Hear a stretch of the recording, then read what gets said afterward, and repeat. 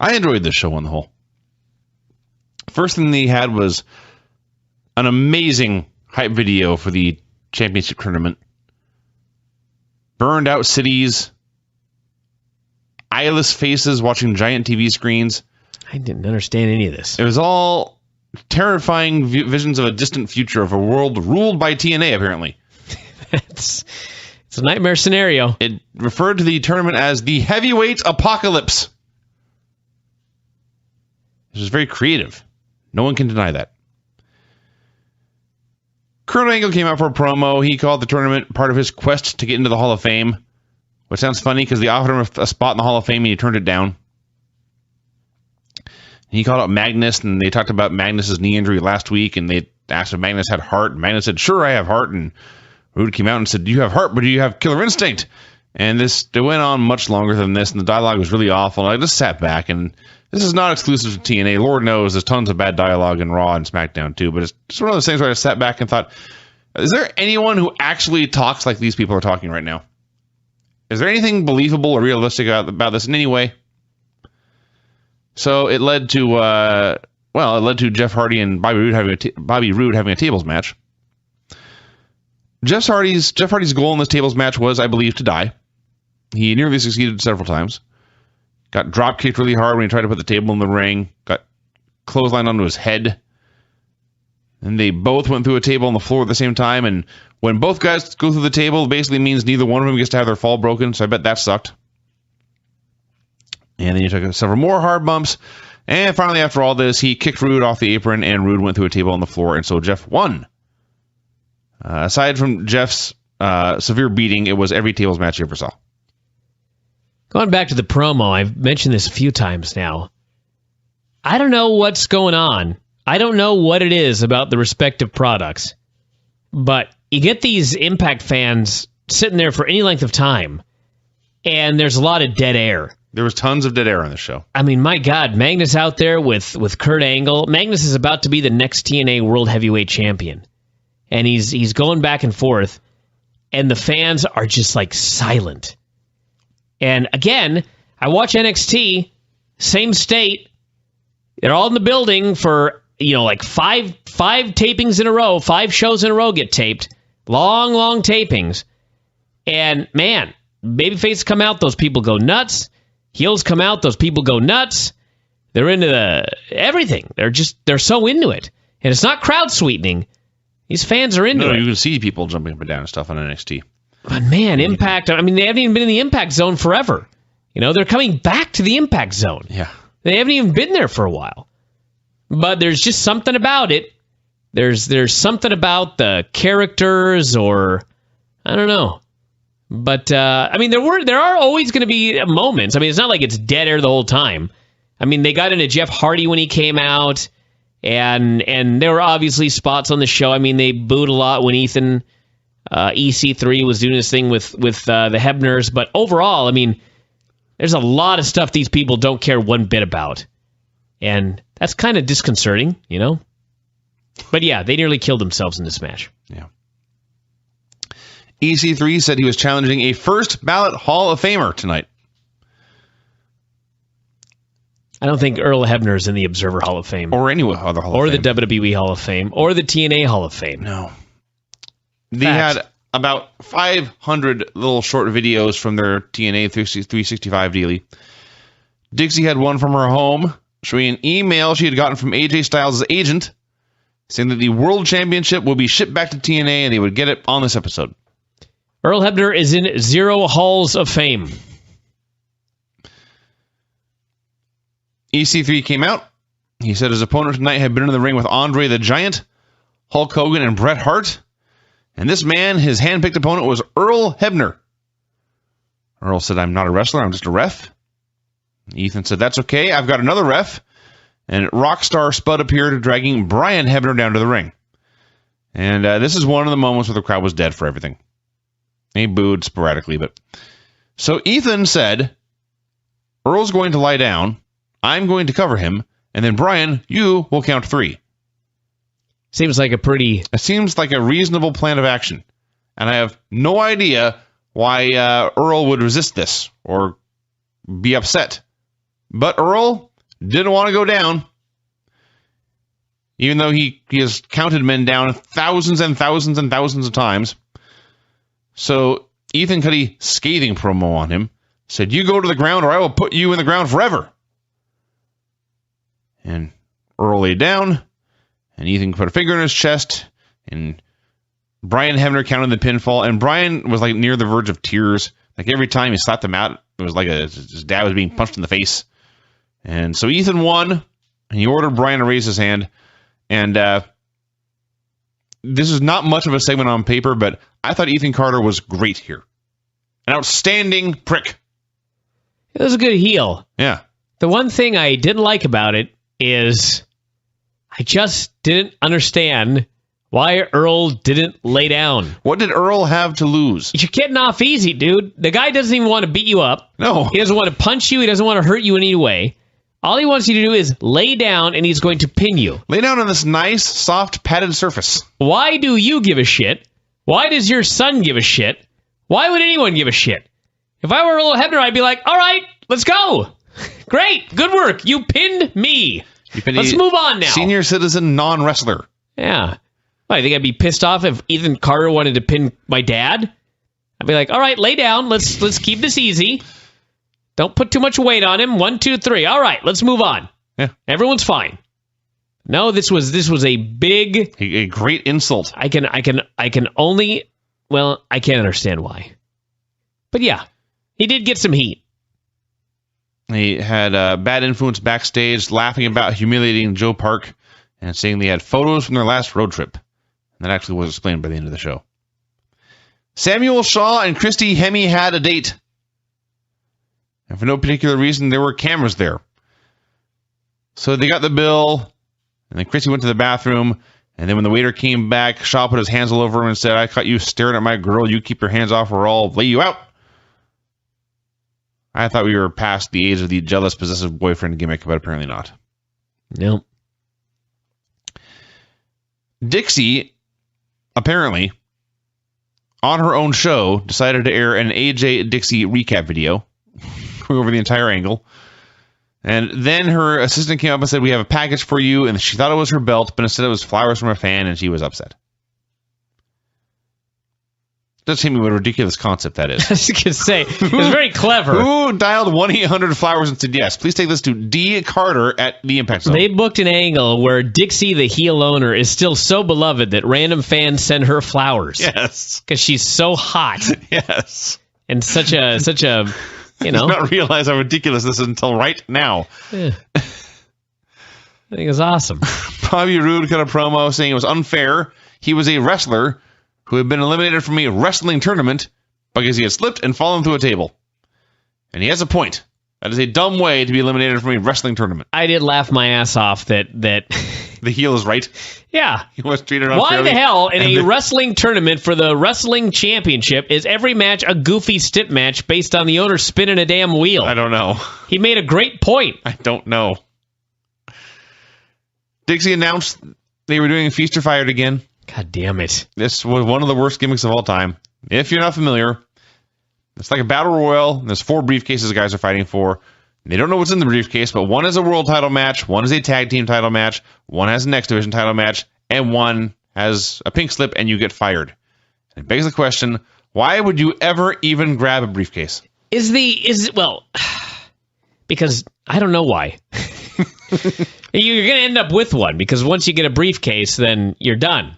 So, I mean, if you don't grab a briefcase, eventually there's just one left, and that's the one you get. Well, so I guess the idea is you're taking, I don't know. Are there only 4 guys in the match? I think so. No, that's different. I don't know. I don't last remember. Time they did this, this match was so stupid, I can't even remember how it's done. I actually do remember. They did last time they did this. They did do spots where guys like fight for the right to get a briefcase and then decide not to take it and jump back down.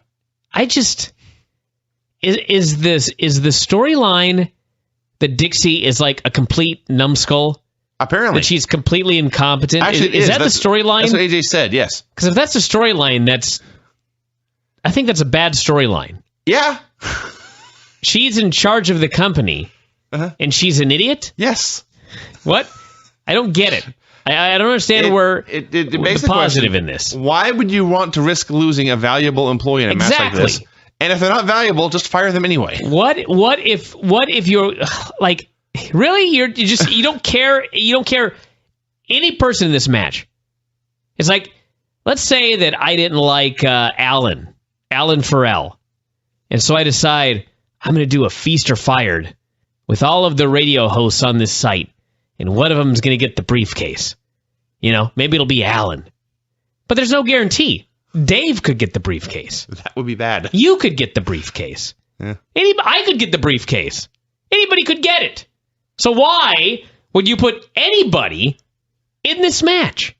Not to mention, what the hell is the X Division? Is it weight limits or is it no limits? Last I heard it was weight limits.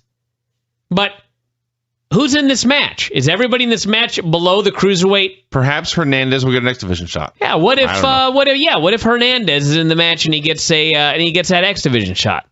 That's not fair. And this is a Vince Russo gimmick. Vince Russo came up with this idea. It sucks. It does suck. Why are we doing it in 2013? Don't have a good answer to that. I'm very upset about Feast or Fired. Bad Influence came out for a promo. This was good. They claimed to know the truth about Joseph Park, and they were going to reveal it. Park himself came out to interrupt. He said, look, guys, all kidding aside, you need to stop. Oh, really?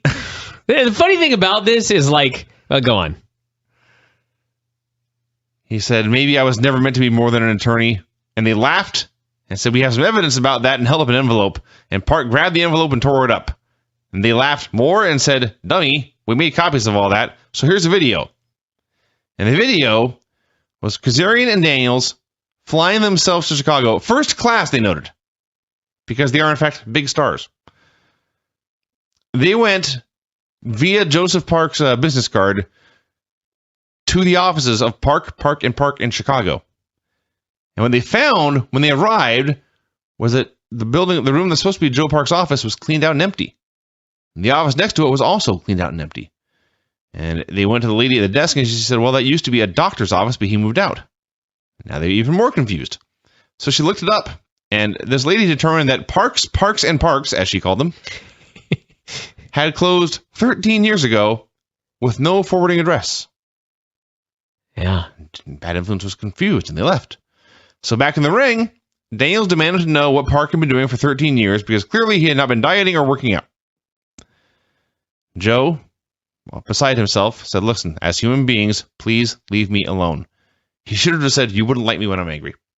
He started to go. They pulled him back. They spat gum in his face, took him down, put the boots to him.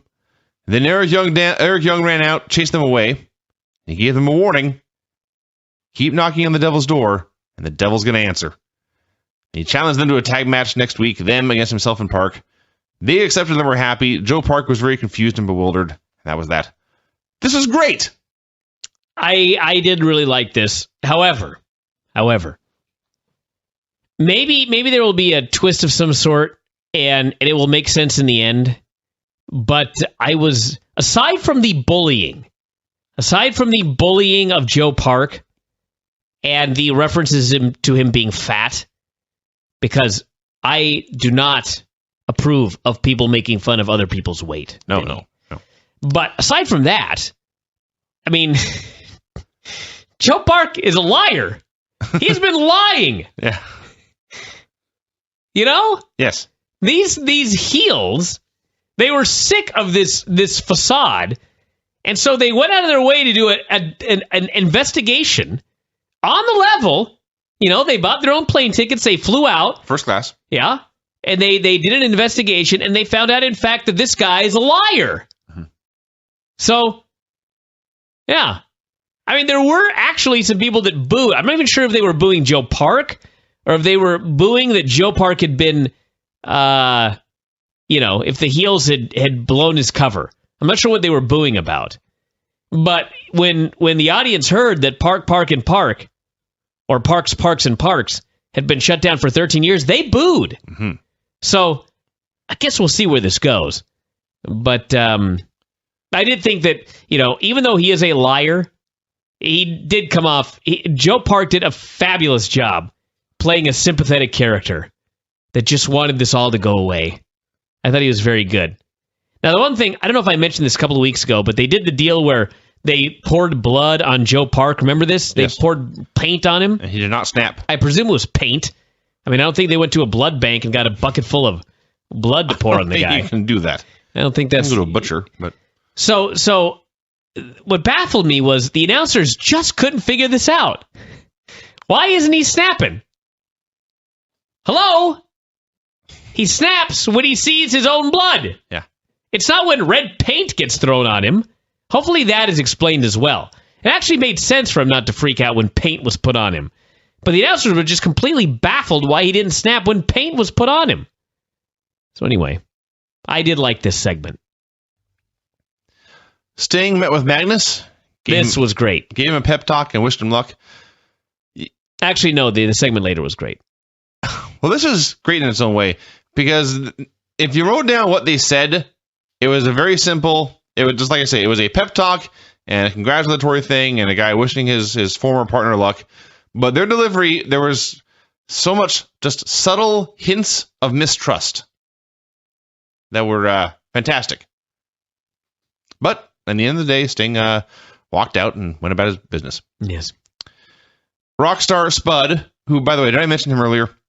He was involved in the Ethan Carter segment of getting Bryan down in the ring. He was a great part of that, too. In fact, he is fantastic in this role of being Dixie's assistant and the guy who's very excited about all the evil things he gets to do. So he learned the belt had arrived in the building, and he was very excited. Gunstorm versus my new favorite act in wrestling, the Bromans. This is legit the best act in all of wrestling. So Gunstorm beat them up for, 2 minutes. And after 2 minutes, Robbie hit a punch. He punched James Storm, I think, 1 time. Yeah. And after this punch, Zema Ion was so happy he hit the air horn like 5 times. This act is just amazing. I laughed so hard. I don't know if Zema Ion is like a DJ in real life, but goddamn, he should be. Yes. He's great. And this act is just... It's so incredible to just watch the Bromans, and when I heard that Zema Ion was being added to the Bromans, before I saw it, I just read the spoilers. I was like, what?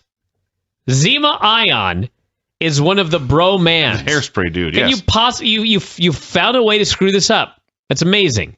But no! He has completed this act. Yeah. This act it's synergy. It is significantly better than the parts combined. It is whatever the synergy definition is, but that's what this is. And it's amazing because it's so absolutely awesome. And then I think back to how badly people wanted to cheer and love Zack Ryder, and WWE just told the fans, "Screw you." Yeah. And now here's the Jersey Shore crew with Zema Ion and his air horn, and it's so awesome. I love these men. So they had a fun match. It was not very long. Storm appeared to have won the match, and I believe the titles as well. He hit a super kick on Robbie and made the cover. But as he did this, Jesse ran across the ring and spat beer in Gunner's face. And Gunner snapped and tore into him, and the ref tried to break up that brawl. Meanwhile, Storm is lying on top of Robbie, waiting for a pinfall. And finally, Gunner could take no more, and he threw the ref down, and that's a disqualification. Mm-hmm. So the Bromans won via DQ. Storm, as you can imagine, was not happy with his tag team partner. Sting had an amazing segment with Rockstar Spud. This was awesome. Sting was about to go into Kurt Angle's locker room when Spud arrived. He demanded to know where he was going, and in fact, who are you? To which Sting said, quote, "I'm Sting. I'm sure you've heard my albums." So, to make a long story short, Spud was pulling rank here, saying that he was Dixie's personal assistant or chief of staff, whatever his title was. Chief of staff. Yeah. And basically went on a power trip. Can you give him a British title? Said Sting had to go. And he was trying to be very nice about it in a polite British manner. But then he received a note saying that AJ's package again had arrived and he had to go. And he turned to Sting and he said, "Leave." And then Rockstar Spud left. And Sting looked around. He looked at Kurt's door. And he shouted out, "What is going on?" And then he left. That's the only thing wrong with this segment. He left. He obeyed. Go in the goddamn room, you idiots. Yes. Sting was awesome. They were both awesome. Yes. But Sting was like, Sting was every wrestler that you've ever met dealing with a geek in the back. Yeah. You know what I mean? Yes. That's exactly what this was. Yes. You know how many times in his life Sting has had to deal with one of these geeks? Yeah. And he got to live it out here on television with Spud. He did. And Spud was every annoying geek that runs a ship backstage at a wrestling show. Yeah. You know? Mm-hmm. Both men were absolutely perfect in this role. This was great. I loved this segment. Gail Kim and her husband, I believe for the first time he appeared on Impact. Yes, Robert Irvine. Yes. They all jacked up. They cut a promo together on the pathetic challengers that were arriving to accept Gail's challenge. And basically Robert said, get better competition or stop wasting our time. And this will surprise no one who has seen his show, but Robert Irvine is a great heel. Robert Irvine. The show should be Robert Irvine Heel Chef. And he's there trying to mentor a chef, but he's constantly telling them, it's a pinch of salt! And just shouting them down. Have you watched the show? No. I'm sure I mentioned this before, but Robert Irvine on that show is Tim Flowers with a British accent. He has the same posture. He has the same glasses. He does look like Tim. He's moves the same, talks the same, looks the same. And when he's laying down the law, he explains to people there's going to be some changes. And if you don't like it, there's the door. No. Yeah. No. It's amazing. I got to watch his show. I've never been so excited. Chris Sabin cut a promo. It was a selfie promo. He was holding a cell phone, pointing it at the mirror and recording himself. And behind him, of course, was the lovely Velvet Sky, who was all preening and posing. And Sabin explained that his loss to Hardy in the tournament had been his low point. But then he said, you gave me faith in myself. You gave me the faith I could go on. And faith I could beat Austin Aries next week. And then it turns out, of course, he was not talking about Velvet. He was talking about his X Division title. I got to get into this Robert Irvine guy.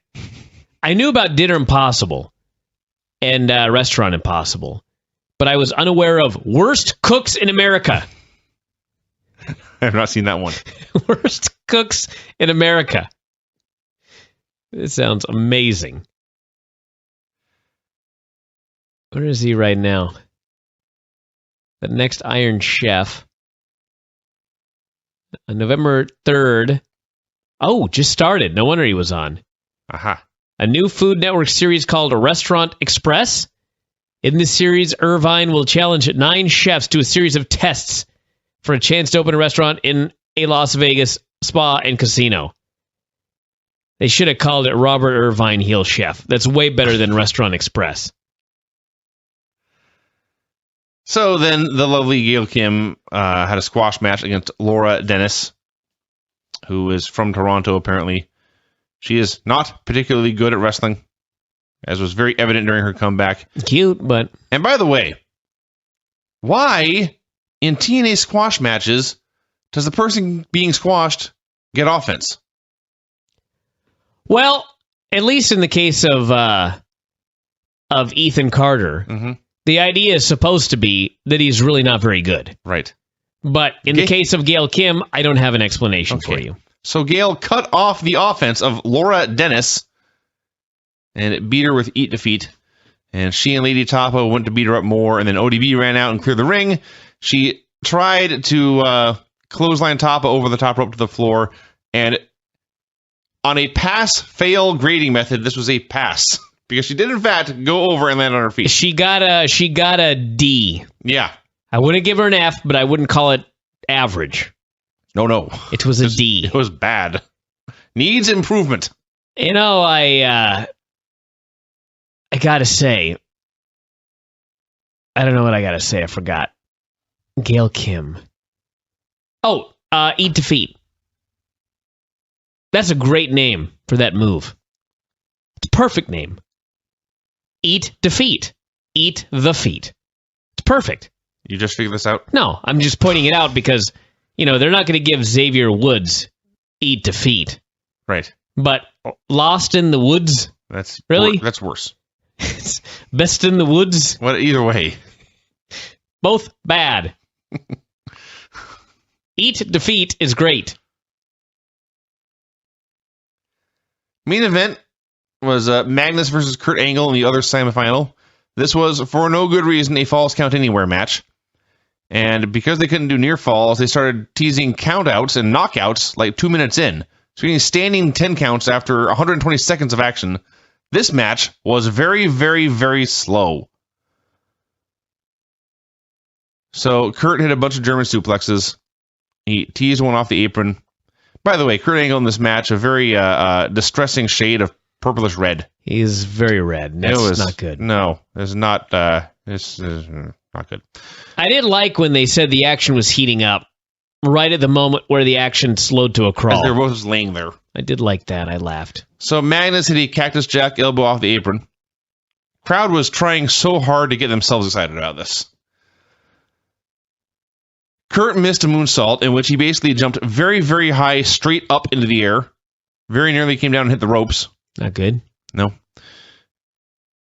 So Magnus hit basically a rock bottom and then the top rope elbow. Angle got up from that. And then the ref got bumped here in this last man standing match. So Kurt hits the Angle slam, but no ref. And then Bobby Roode ran down. And he hit the rabbit lariat and then an FU. Yes. An attitude adjustment. Hit him with the AA. He hit John Cena's finish. One of John Cena's only 10 moves. Yes. 13 moves. Yes.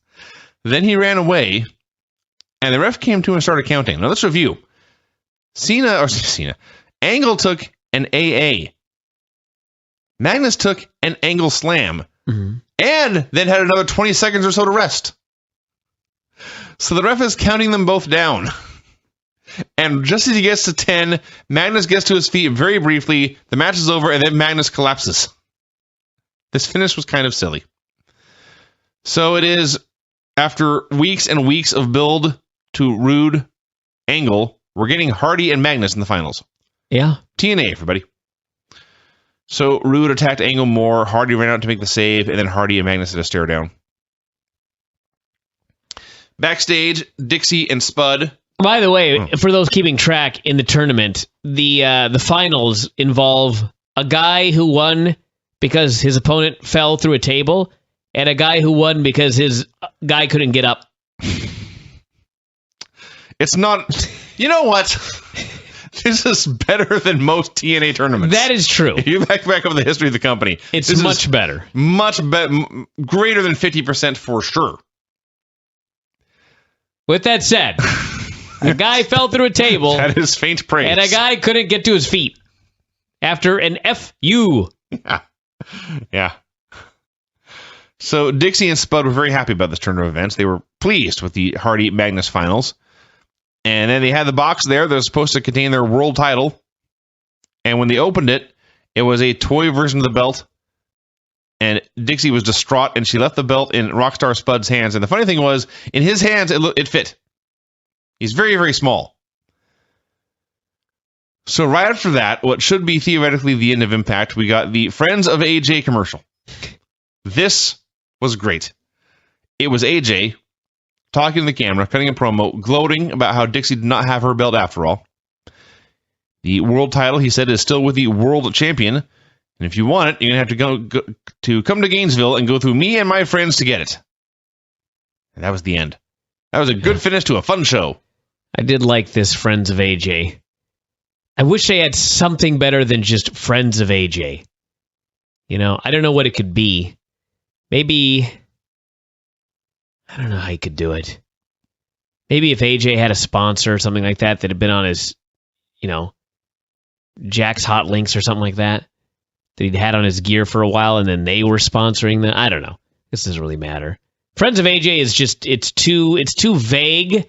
And it seems like too much of just like an easy plot device. But maybe the Friends of AJ will eventually be revealed. Maybe it'll be the Main Event Mafia back together. I don't know.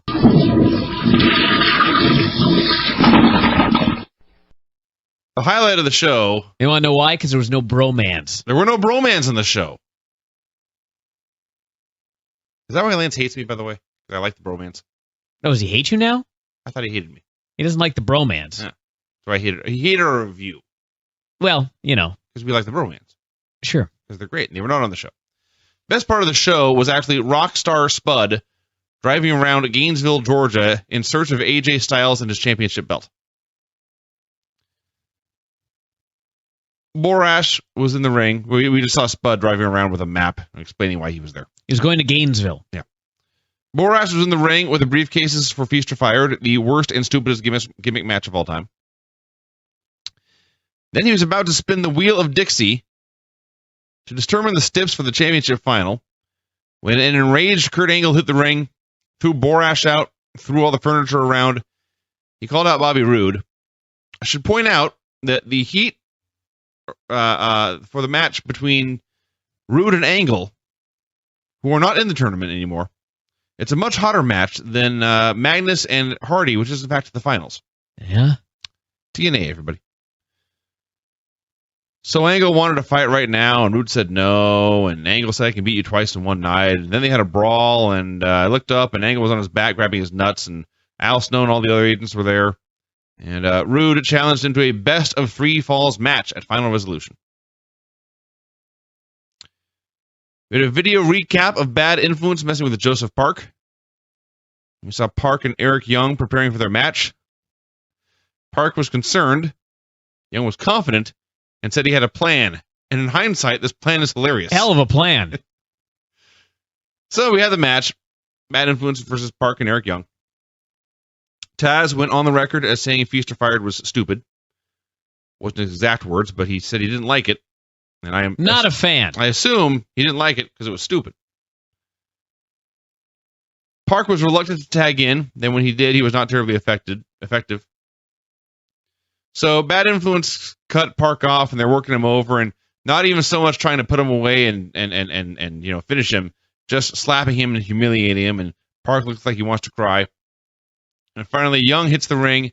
He clears both heels out of there, and he's screaming at Park to fight back and fight for himself, and Park just has given up and won't do it. And so then Eric Young takes action on his plan. His plan is to grab Park in a headlock and punch him in the face until he starts to bleed. Shoot. Yeah. A shoot punch to the face. Yep. The old knuckle to the forehead, busted him open. Probably as easy with all that scar tissue, won't lie. Yeah. So Park came up bleeding and confused. Why are you hitting me? And then Eric Young rubbed the blood on his hand, and he showed his hand to Park. And he said the word that only Eric Young uses. Look it. Look it. This is not a word. Look it. So this made Park snap, and he turned into Abyss. He hit all of his moves, and he pinned Kaz with a black hole slam. There was a shot of Joe Park breathing hard and essentially spitting up blood. That was pretty amazing. So then Park returned to normal, and Eric took it upon himself to break the news. The reason you have not been able to find Abyss is because you are Abyss. That's right. Park refused to believe this. Not a ridiculous possibility. The fans told him he was Abyss. The spoilers, from my understanding, the reports we got from the spoilers were that they revealed that Joe Park is Abyss, which isn't exactly what happened. Eric has concluded that Joe Park is Abyss, and Joe Park refuses to believe this. He's baffled. Now, the only problem with the storyline is EY says the reason you can't find your brother is because you're him. And the problem is, on at least, I believe, 2 occasions, Joe Park and Abyss have been in the same building at the same time. The same place at the same time, at least once. So I don't know how they're going to explain that in the end. To say that Park and his delusions hired somebody to play Abyss. I see. Done. Local indie guy? Yeah. Some big fat dude. Be Abyss. EC3 cut a promo while getting a massage. He vowed to make social media explode. I assume he failed. I didn't understand. I was it's just like, what does that mean? You're going to make social media explode. Then, believe it or not, when the storyline was that he was going to kill Jeremy Borash, I was like, he's right. If there is a way to make social media explode, it's to kill Jeremy Borash. So yes, he came out and announced that Borash was going to be his opponent tonight. Point being that Borash, I guess, is in charge of TNA's Twitter. And everything. So before this could happen, Sting came out. He started sarcastically calling Ethan a shooting star, talked about hooking himself to Ethan's belt buckle and riding him straight to the stratosphere. Then said, look, you've done nothing in this business. You think you're a star because of your last name because they made a wacky video for you. He dared Ethan to accomplish something. Either man up and fight in Feast or Fire tonight, or you can fight me right now. And Ethan accepted. He teased a fight and then said, I'm going to be in Feast or Fire. And he backed down. Have they any time in the recent past made it clear that Feast or Fire is an open, I don't even know what you call it, tournament, what you'd call it?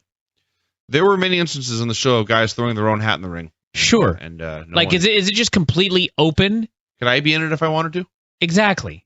Here's why I really do have nothing to lose. Here's why I hate Feast or Famine. Because the idea that if I owned a company, I mentioned this last week, if I owned a company and had a lot of employees that were good enough to have not been fired yet, then the idea of doing a match where I would be forced to fire one of them, right?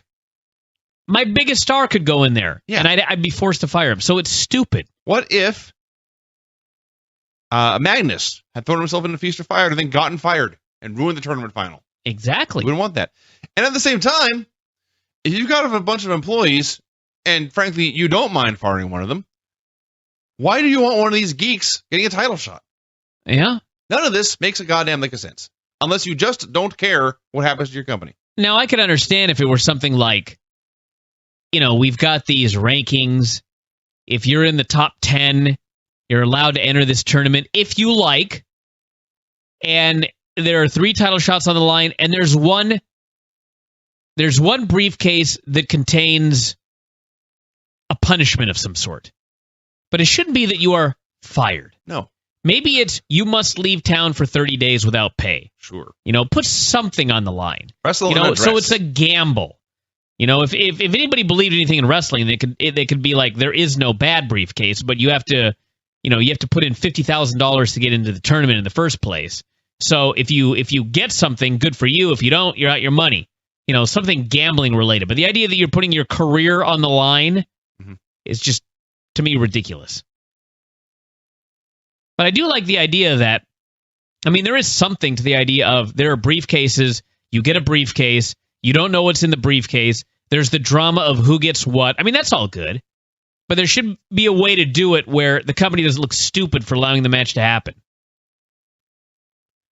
Spud was back in Georgia. He was reading a map looking for a petrol station.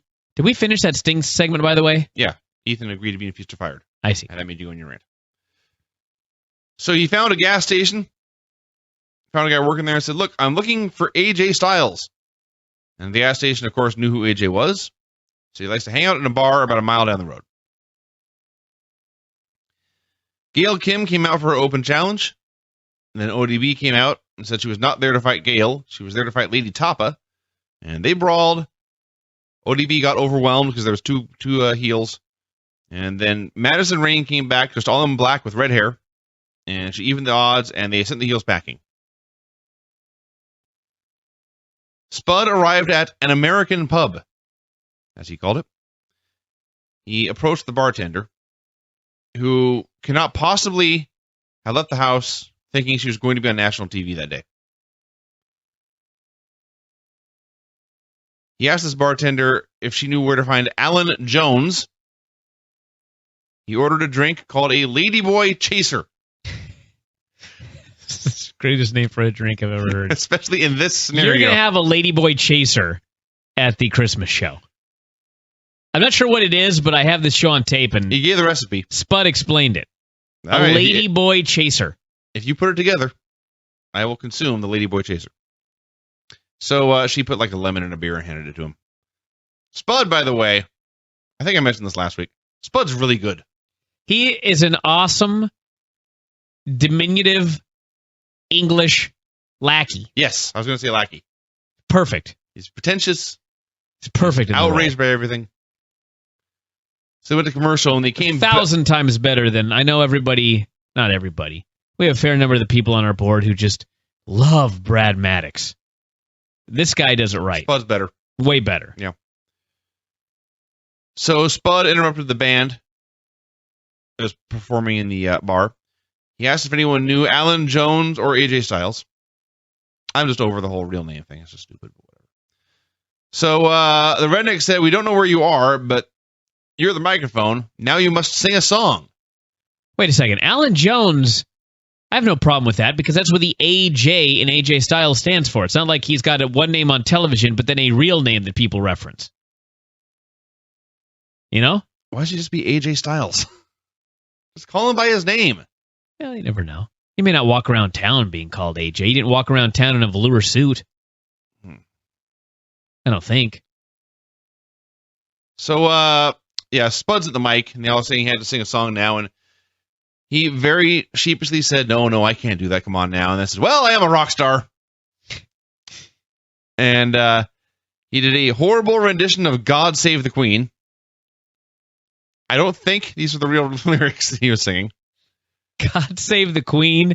Do you know what I mean? I believe that's it. And then I think that was his lyric. That about 8 times. Yes, I do know what you mean, Spud. Eventually, they kicked him out of the bar. Like it was a difficult question or statement. Yeah. I will admit this. I love Spud throughout the show. This segment went too long. Hype Video explained the rules for Feast or Fired. It's not complicated, but I shall go over them for you. There's 4 briefcases the guys are fighting for. They don't know what's in the briefcase until after the match. But one briefcase gets a world title shot, one gets a tag team title shot, one gets an X Division title shot, and one gets the dude fired. Gunner apologized to Storm for costing them the title match last week. Storm listed the myriad disagreements they've had. It is long past time for this team to break up when you put it this way. How week by week something else terrible happens to them. So he said, look, we're going to put it all behind us. We're going to get some title shots tonight. Gunner said, yep, or we could be fired. That's why this is stupid. Dixie came out for, I don't think there's any question, this was her best segment ever. Dixie was outraged. Yes. She was appalled, infuriated by Kurt Angle. Because he had come out earlier, he had destroyed the wheel of Dixie and left her with nothing. Left her. That's all she had, everyone. In the world was her wheel of Dixie. Yes. I've been in love with the wheel of Dixie since the day it debuted. She had a wheel made with matches on it. And she was so proud of the wheel that she named the wheel after herself. The Wheel of Dixie. And it's not like it was a intricately created, diamond-studded, Wheel of Fortune size wheel. This was... I have a wheel like this. We use it at the jiu-jitsu school when we go to these little fairs. You spin the wheel to see if you can win 1 free week or 2. It's a tiny little wooden wheel, and that's exactly what the Wheel of Dixie was. But she was so proud of this wheel. And it was destroyed. Everything she had, destroyed. So, she booked Rude and Angle in a best-of-3 falls match for, I think it's next week. This was also a great line. She said, I will allow Rude versus Angle, but I make the stips. Yes. It's best-of-3 falls. Yes. Just their stip. That's true. You put that better than I did. So, then she brought Magnus and Hardy down to the ring. And Hardy gave his usual speech about how the creatures would help him win. And then Magnus put Hardy over like $1 million. Said Hardy's success was the reason Magnus could put food on the table in this business. Said Hardy was the #1 guy in the company, but that just made him the guy that Magnus had to beat. Total babyface promo. Yeah. So then Dixie said, because there was no Wheel of Dixie, they were going to have a Dixieland match. No, she said the wheel is gone, but there was only one match left on the wheel anyway. Oh. And it was a Dixieland match. Mm-hmm. And they get to a video. Made it very, very melodramatic. including a point where the wrestlers would have to crawl, and I quote, the walls of despair. This was awesome. This is poetry. So the gimmick is it's a steel cage match, and you have to climb over the fence, escape the cage, and then go up the ramp, and then there's a ladder on the stage which you have to climb and get the belt. You know, Russo was the king of trying to invent new matches never seen before, and it always drove me nuts because, I mean, come on. It's been 110 years or whatever. I mean, whatever matches there are, you know, these are the matches. You're not going to invent a new match that is any good. The best matches already exist. But at least this match was a simple new match. It is very simple. You get out of the cage, and then you climb a ladder and get the belt. Yeah. Fine. It doesn't take 3 pages to explain. No. So I agreed with you. This seemed straightforward and simple. It was not stupid like the Feast of Fire match. Then they get to Hardy, and Hardy looked like he had never heard of anything so stupid in his entire pro wrestling career. He had zero interest in participating in this goofball Dixieland match. I think there may be weapons, too. I'm not sure. I don't, maybe. Point being, really, it's a ladder match with the ladder on the stage, and they start in the ring in a cage. But it's still, whoever climbs the ladder and wins. Then Dixie said the winner, whoever it was, will be spending long days and nights representing her company. She invited them to join her VIP table tonight. She said something along the lines of like, my office door is always open. And your wife from the kitchen shouted, and so are your legs. Did she? Yes. Wow. Yes. She did not stick around to see the finish here. So Dixie left, and both dudes were just left in the ring looking confused. You know what I did think was funny? Even though it's fake, and actually in UFC and in any other sports organization, when you're the champion, you do have a lot of things to do. Sure. You've got to go and represent the company, and you've got to go on television shows and do interviews and all the stuff that the champion has to do as a representative of the company. This is something that you have to do in pro wrestling and WWE. If you're the WWE champion, this is expected of you. If you have a championship in UFC, you're often asked to do the same thing. So here in TNA, Dixie Carter makes the same request of her champion. You will be representing this company. It's going to be very, very busy. You know, it's like John Cena. You're going to be there 300 days a year. You're going to have to be going to all these things, and you're going to have to be a representative as the TNA World Heavyweight Champion. And they cut to Jeff Hardy, and he's just like, are you kidding me? Yeah. I thought I just got the belt. Just absolutely outraged that he would have to do extra work as champion. Outside of the normal, brutal TNA schedule of going to Orlando for a couple days a month. Chris Sabin and Velvet Sky had a short, wacky meeting. I thought to myself, I don't know what the point of that was, except to put Velvet in a tight dress on TV. Then I realized that is the point. That's the point. And that's next on the point. Yeah. That is next on the point. So then, Rockstar Spud decided it would be a good idea to try to break into AJ Styles' house. He used a credit card to open the door. Much to his own surprise, this actually worked. He was creeping around AJ's living room, I guess. There was a deer head on the floor, along with a guitar. And then, much to Spud's surprise, he actually found the TNA Championship belt sitting there on the living room table. And for a brief second, he grabbed the belt, and then he forgot why he was there. And he began to imagine what it would be like if Rockstar Spud was the TNA champion. He held the belt and he smiled. And then AJ just sauntered downstairs. Yeah. He sat down next to Spud. He calmly said, "Did you really think a little British guy could poke around to Gainesville, throwing my name around, and I wouldn't hear about it? I knew you were coming. That's why I left the door unlocked." He was very friendly. He invited Spud to go fishing. And then Spud tried to run away with the belt, and AJ just stopped him, and he grabbed the belt. Spud left, and AJ locked the door, and that was that. Should have asked him to go fishing and then say, "You'll be the bait." The little worm. I do like, one thing I did like about this whole thing is in TNA storyline, AJ Styles is a big shot in Gainesville, Georgia. Yes. Everybody knows him. Everyone knew his name. He's a big star, and nothing gets around in this town without him hearing about it. Yes. Great. It's amazing in pro wrestling these days, but yes. Yes, he is the... He's not just a geek, barely making a living. No. He is a hometown hero. Yes. Chris Sabin versus Austin Aries in a match and follow-up that left me bewildered. First of all, if you just told me Chris Sabin was wrestling Austin Aries, I would think, well, that's going to be really, really good. That's one of the best matches they can promote. I would be really excited to see that. And unless I missed something, and we did do a lot of fast-forwarding, but I don't think they even advertised this match one time. So, this was a match for the X Division title that went 5 minutes or less.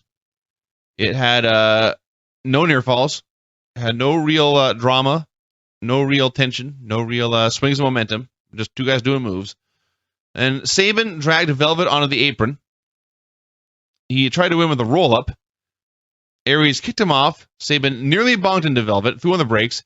Then he turned around and Aries grabbed him and hit a brainbuster to win the X title.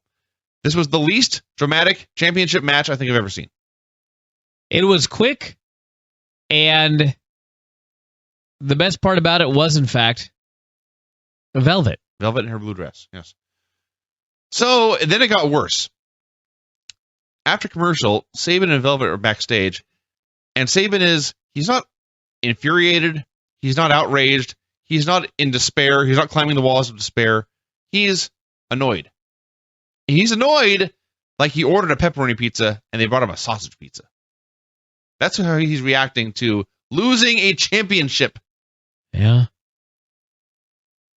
So then Aries walks by and they went back and forth, and they both decided to enter Feast or Fired, and Aries also threatened to steal Sabin's girl, which if you can pull it off, I highly recommend.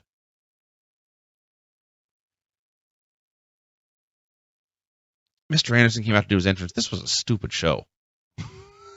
The more I realize this, the more I look over this show was bad.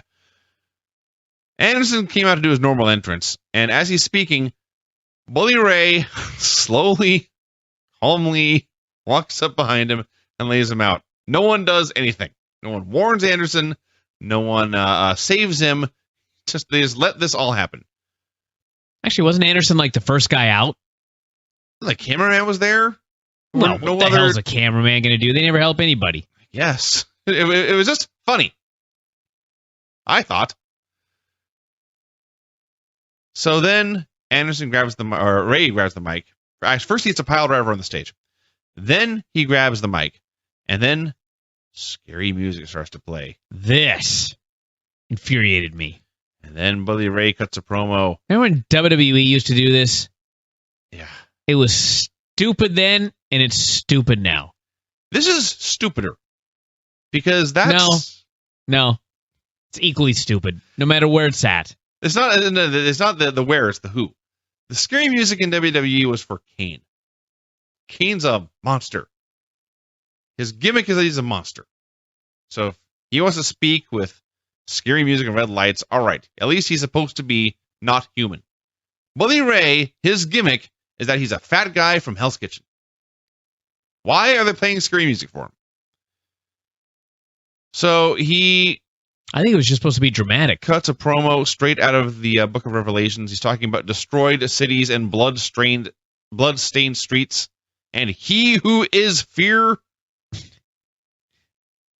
And finally, he said that Anderson's wife was pregnant with twins, and he, meaning himself, would be responsible for the twins' future. Not a fan of this turn. This is dumb. Bully Ray's one of the best promos in this business.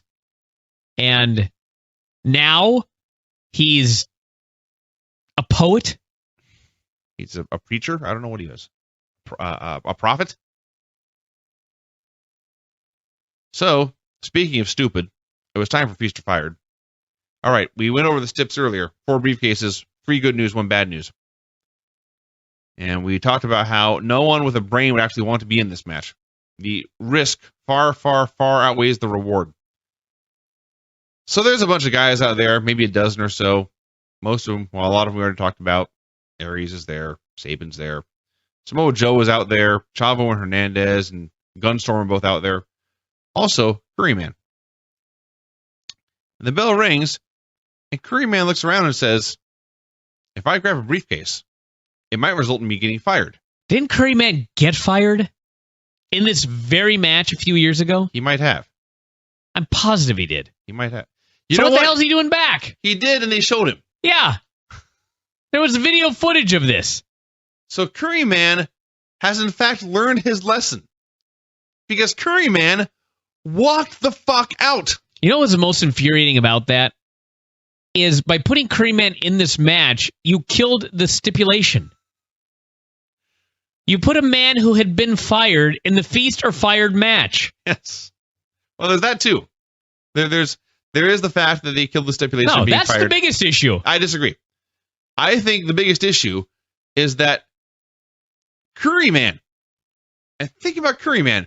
Curryman is the only guy smart enough to realize that being in this match makes no sense. Well, he'd been fired once. Curryman is the smartest guy in TNA. Everyone else is stupid. I mean, the guy got let back. Why risk it again? There is no good reason to risk it again, so he left. Everyone else should have followed his lead. Samoa Joe should have said, I'm going with Curryman. James Storm should have said, I don't want to get fired. I'm leaving. So, wrestled a lot. Did a big dive spot. Norv Furnham and Dewey Barnes were in this, potentially earning world championship matches. They were collectively referred to as the Nerds. Yeah. The way you would say the Road Warriors or the Rock and Roll Express. Taz referred to them as those nerds. TNA called them the Nerds. Yeah. So Zima Ion grabbed a briefcase. Oh, EC3 grabbed a briefcase first. Yeah. Then Zima Ion got one. Then Chavo and Hernandez worked together to get one. And they said this was their plan to get a tag team title shot. Hey, I got an idea. Win a bunch of tag team matches. That doesn't work in TNA. So finally, there was one briefcase left, and Storm was reaching up to grab it when who should lay him out from behind but Gunner. Gunner. I pray this means their team's broken up now. I should hope so.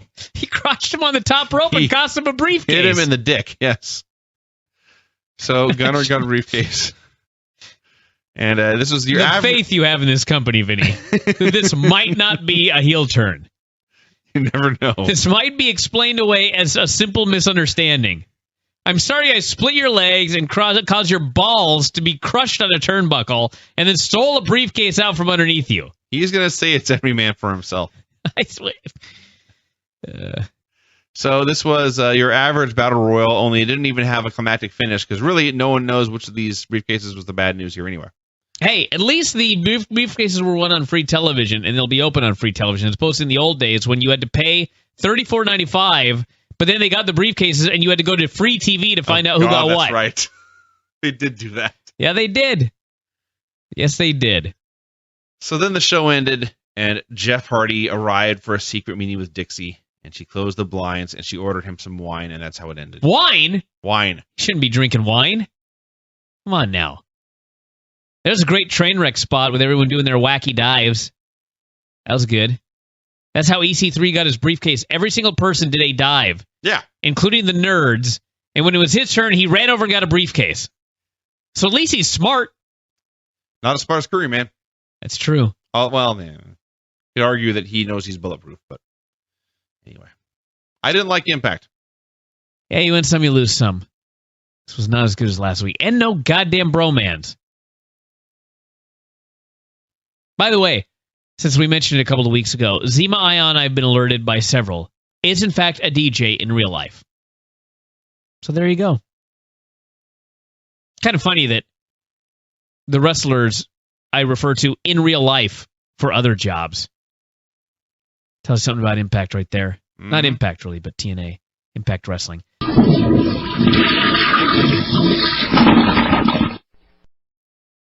All right.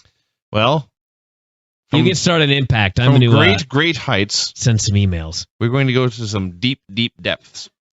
I thought Impact was horrible this week. I'll get into it.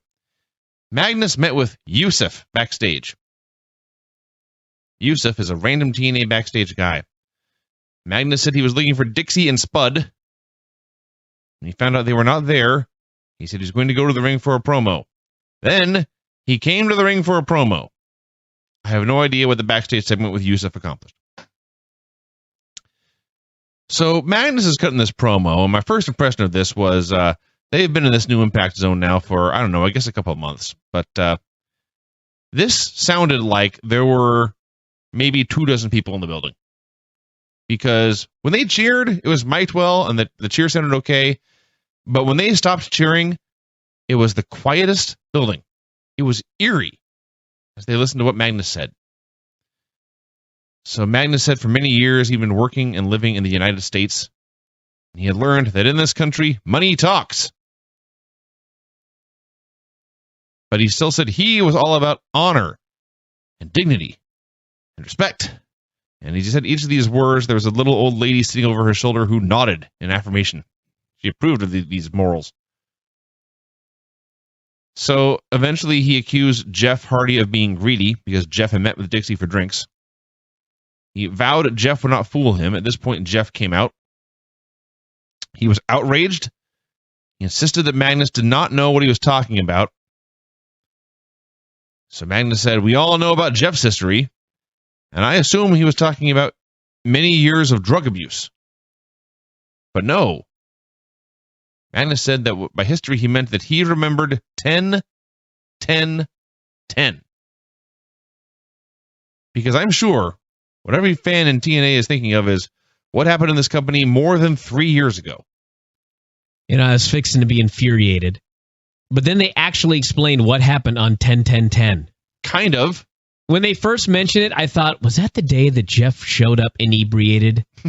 I honestly thought that's what it was. But then they mentioned that he turned heel. So they did actually explain it, believe it or not. What they said was he had sold out for the world title. They didn't really say what that meant, and they never showed it throughout the show. Oh, I should add, by the way, both of these men had some incredible fake dance. So, incredibly bad. Magnus said Jeff had sold out before, and now he had sold out again, and Jeff was frustrated, and he finally told Magnus to worry about his own life, which was not a denial, by the way. You know what's interesting about this show is it just kind of shows you how different the wrestling world is today, in that there was an AJ Styles video package to open up the show, and he could have signed with WWE Monday. Yes. He could have been on Raw. Yes. He could have been on Raw and SmackDown for like 3 weeks before they wrote him out of the storyline in TNA. Isn't that amazing? And like WWE in 2014 doesn't even give a shit. It's just mind-boggling to me. This business. Christie interviewed Kurt Angle backstage, and he essentially said that his feud with Bobby Roode was not the end of Angle, it was just the beginning. This proved to be false. So Borash was interviewing Chavo Guerrero backstage. Chavo got a briefcase last week in the stupid Feast or Fired match. Zema Ion interrupted. He wanted to talk about his stupid briefcase from the stupid Feast or Fired match. And they jibber-jabbered a bit, and they both went through a door. Now, I only even bring this up because the next match was Kurt Angle versus Bobby Roode in what, if you've been watching, has been the most heavily promoted match they could do. This match, from the build, seemed more important than the World Championship match. So they do that stupid thing with Chavo and Zema, and they go to the ring, and Kurt and Bobby are just standing there, no entrance for either guy, and then Kurt didn't even get an introduction. Only Roode did. They both came off like complete geeks. Then they proceeded to have a stunningly bad match. First of all was like any other TV match you ever see except slower. And then Roode won with a low blow and attitude adjustment. That's his new move. He stole John Cena's finisher. Christie then declared, quote, "The winner of the first fall, Bobby Roode." Mm-hmm. She was so bored.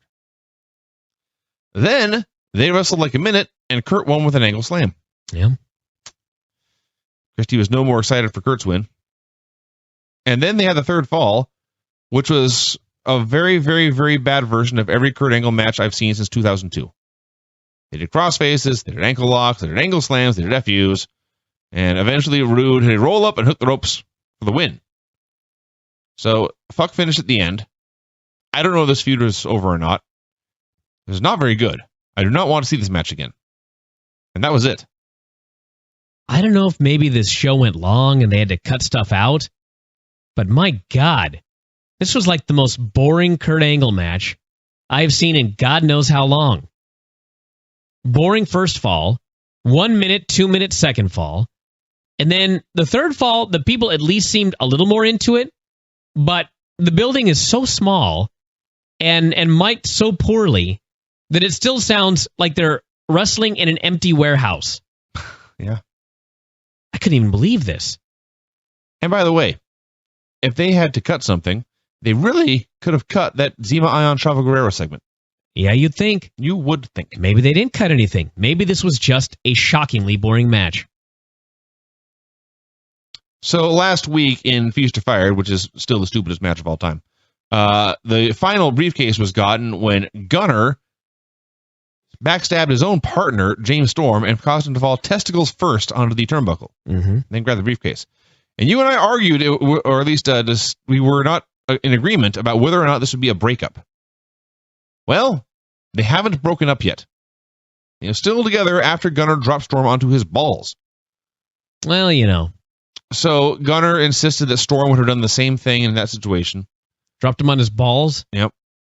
Storm said that Gunner might get fired now, to which Gunner had the following comeback. Maybe. Maybe not. Yeah. That's all I can say. Yeah. What the hell is he supposed to say? Do what the other guy's doing. Well, your mom? Everyone else always talks about how they're a total optimist. Been a funny comeback, by the way. Who cares? Your mom, Storm. Yeah. All right. You may be fired tonight. Yeah, your mom. That would have been better. You're right. The only good thing on the show, they interviewed Kurt Angle backstage. He was distraught about this loss. Could not believe he had lost to Bobby Roode. He could not believe he had lost 2 falls in one night to Bobby Roode. They raised the possibility that maybe Roode just got your number. Kurt didn't even want to think about that. He couldn't bear to deal with any of this. He was going to go home for the holidays to be with his family, and then he was going to make a decision about his future. This is the best thing this company has done in years in making wins and losses actually seem important. So thumbs up for this. Boresh interviewed Ethan Carter III about his briefcase. Carter, unlike Gunner, he did not say maybe, maybe not. He was very confident. He explained that he had nothing to lose, because even if he got fired, he knew the people in charge. Then he took a phone call, and when he answered the phone, somehow we could hear everything Dixie Carter was saying on the other end. So Ethan wanted to know what was in his briefcase. I'm sure he was just on speaker. Dixie, reading badly from a script, said that they had hired the law firm of Smith and Stone.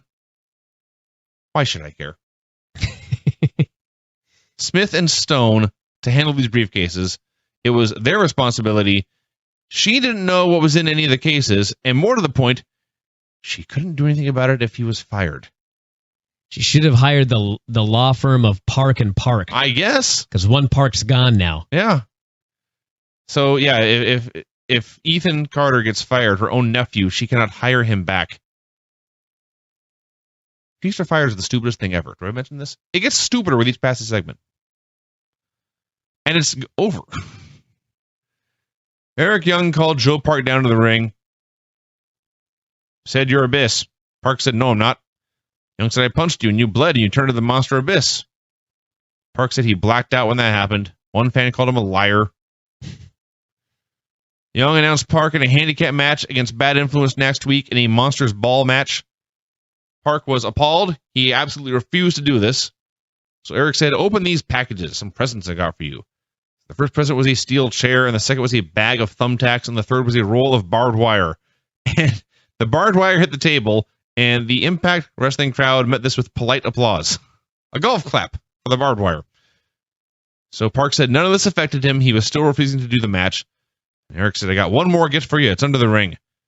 Park went under the ring. He found Janice. Dixie's mom? No, the stick with a bunch of nails in it. Oh. Which he can't actually hit with anyone because it would kill them. But it had a bow on it, which I thought was funny. And fans remembered Janice. They chanted her name. She was one of the biggest stars in the show. And Park was a little bewildered, but he accepted Eric Young's challenge, and he carried the stick to the back. So in storyline, Eric Young knew that Abyss was probably going to turn down his request, and so he made sure to come with 4 gifts, each of increasing intensity, and a final gift underneath the ring, just to make sure he'd accept. That was his plan, yes. Okay. Smart guy. He can predict the future. In my notes I wrote this was fun. In hindsight, it does not seem fun at all. Wow. Samoa Joe met with Jeff Hardy backstage. He could not believe that Jeff had taken a shortcut. Jeff said he owed nobody an explanation, and he walked away. Then it was time to open the briefcases. They did this in a small office backstage. There were no fans. I mean, even for Impact standards. It's hot in there. They had, right. There were no fans. They did have scary music. It's dramatic music, Vinny. Not scary. Music. Oh, parts of it were scary. So, Dixie arrived. Where was she when EC3 was calling her like 5 minutes earlier? I don't know. So, long story short, this was essentially the worst Law and Order segment of all time here on TNA Impact. Dixie said Feast or Fired is one of her great ideas, like the Wheel of Dixie. So again, the idea is that all of her ideas are actually ideas that legitimately were horrible. Yes. Which she's now using. So they're using horrible ideas on television, and we're supposed to believe that Dixie is completely incompetent at her job. Right? Am I missing anything? Right. Because, okay. And the key here is that Dixie, is if Dixie's incompetent at her job, that means TNA as a company is incompetent. Because they are rotten from the top down. So, Zima opened his briefcase. He got an X Division title shot. Borash asked Gunner, if you get your tag title shot, will you team with James Storm, the man you dropped on his balls last week to win? Gunner said, of course. No tension. Yeah, hell yeah. We're buddies. So he did not get the tag title shot. He got the heavyweight title shot. That made him happy. That made Storm pissed. Man, what a dick. So we're down to Chavo Guerrero and Ethan Carter. So hold on a second. Last week, didn't Gunner turn on Storm? It seemed that way. But now Storm is the one who's acting irrationally. So who's going to be the heel in this storyline? I don't know. I don't know. What are we going to do? Answer. Make something up. And analyze. Both. The answer is both. Because they're both being assholes. This is a horrible show. All right, down to Ethan Carter and Chavo Guerrero with 2 briefcases left, and obviously one of them is getting canned. So before they can open them, Sting storms in. He runs down the Carter family for ruining the business. Points out that nobody has ever handed the Guerreros anything. They built their own legacy, and the fact that Chavo has a 50-50 chance of being fired sucks. That's what he said in character. Sting is the one who realizes how stupid this concept is. Then he said he knew Ethan was... And keep in mind, when Vinny explains this, that Sting is the man who talked EC3 into doing this. So he turns to Carter, and he says, I know you're scared. You think you're getting fired. I'll do you a favor. I will take that briefcase off your hands and suffer the consequences if you guarantee me one match. And Ethan refused. He kept his briefcase. And so they opened it, and Ethan got a tag title shot, and Chavo got fired. Sting gave Chavo a pep talk. So he landed on his feet. He should have said, you can go back to WWE. That would have been awesome. He cut a promo on the Carters saying Dixie disgusted him, and he had no words for Ethan. Chavo was left to ponder his fate. Sting's promo at the end was really good here, if I'm being fair. Sting's great. Sting was great. Who is going to be EC3's tag team partner? Spud? Who gives a fuck? EC3 and Spud? The answer is no one on earth could possibly give a shit. No one. No one drove home from the building. Who do you think Ethan Carter will tag with? No one cared. I just asked that question. I cared. You're the one. I don't know if I cared. I don't think Ethan cares. I'm concerned is not the word. I'm curious. I'm not. Man has got a backstage promo about how Jeff wasn't answering any questions. Lady Tapa and Gail Kim versus ODB and Madison Rayne. You know what's amazing about this? I don't know if this is accurate, but I'm pretty sure that Lady Tapa is only 5'11". Wow, really? She looks like the Big Show in there. She looks, 6'5" or more. I realize these girls are short and everything like that, but when I heard she was less than 6 feet tall, I was just like, wow, she is as tall as Shawn Michaels. Yes. There was a great line talking about how much bigger she was than the other girls, and Taz noted, this woman's tall. She's even taller than me. She's 6'4". She's taller than me. Yeah. So Madison Rayne wrestled for many years and then left to have a baby, and then after pregnancy, but before returning to wrestling, she won a bikini contest. Yeah. This woman works out and takes great care of her body. You know, going back to Taz's line, all right, based on the height of all the other girls, she may be the only girl taller than him. Perhaps. Maybe ODB. So Madison is Madison's in great shape, is my point, but you would not know it from her gear. She had a bikini top and a skirt, and there's a strip of fabric running up her belly. And something about this made it look like she had a gut. And I promise you, she does not. So this gear's got to go. So the match was mostly Tapa beating up ODB. It was not terrible. It was kind of boring. And then Madison made a big comeback and went back and forth with Gail and pinned her with a backslide, and that was that. Sting met with Jeff Hardy backstage. He said Jeff did not owe an explanation to Magnus or Joe or even himself. He did owe an explanation to his fans and his family. Jeff said Sting did not understand. Sting insisted he did. We had a segment apparently taped a few days prior to the show where Dixie and Spud were at Dixie's house. And Dixie was mad at Spud for failing to retrieve the championship belt from AJ. And this meant Dixie had no belt to present to the champion. By the way, I enjoyed the Spud segments last week. It was pointed out to me, why, if you were Dixie, would you air footage of your assistant coming off like such a boob? So Lance emailed you. Okay. I was trying to kayfabe him, but yes. Lance made the same point to me. Yes. And he's right, because the answer is that Dixie is incompetent. The head of the company is incompetent, and on her own program is presented as incompetent. And there's more of this to come. You know what's funny is all of that trouble to get that goddamn belt from AJ, and Dixie could have just gone to shoptna.com and bought a brand new TNA Championship Collector's belt. A legit exact replica, apparently, because it's $2,750. What? Yeah.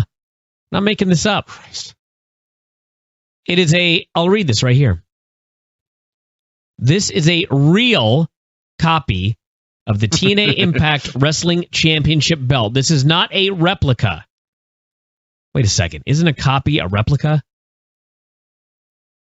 Anyway, each are individually handmade by Wildcat Championship belts, and each belt will be stamped with its own production number, $2,750. It is a sweet belt, I'm not going to lie. And I would like to give a shout-out to Wildcat Championship belts. Sure. As they are the people that created the Texarkana television title, in fact. Did not know that. Yeah. All right, go on. So Hardy came out for his promo. Now remember, he didn't want to talk about any of this.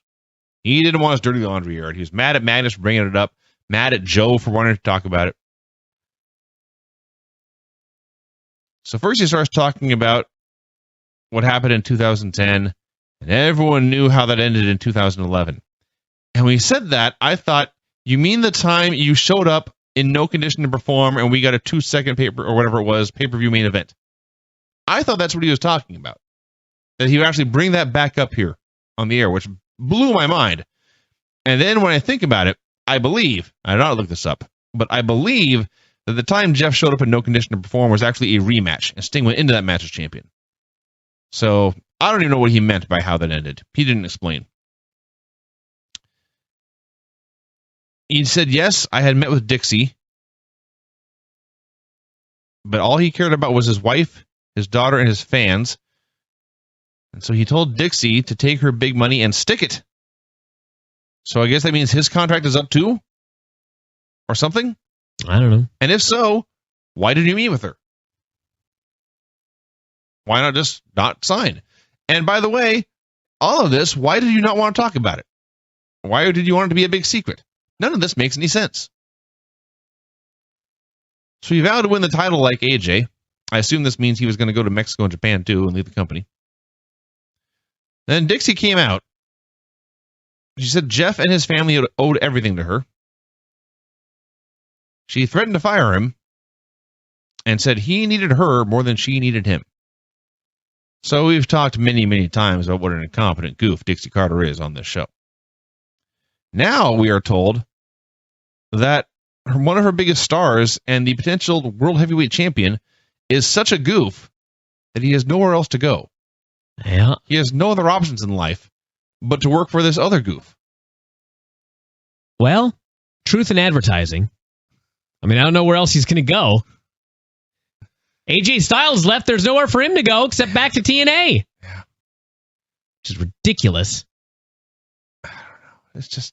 How do you not sign AJ Styles if you're WWE? You know what I mean?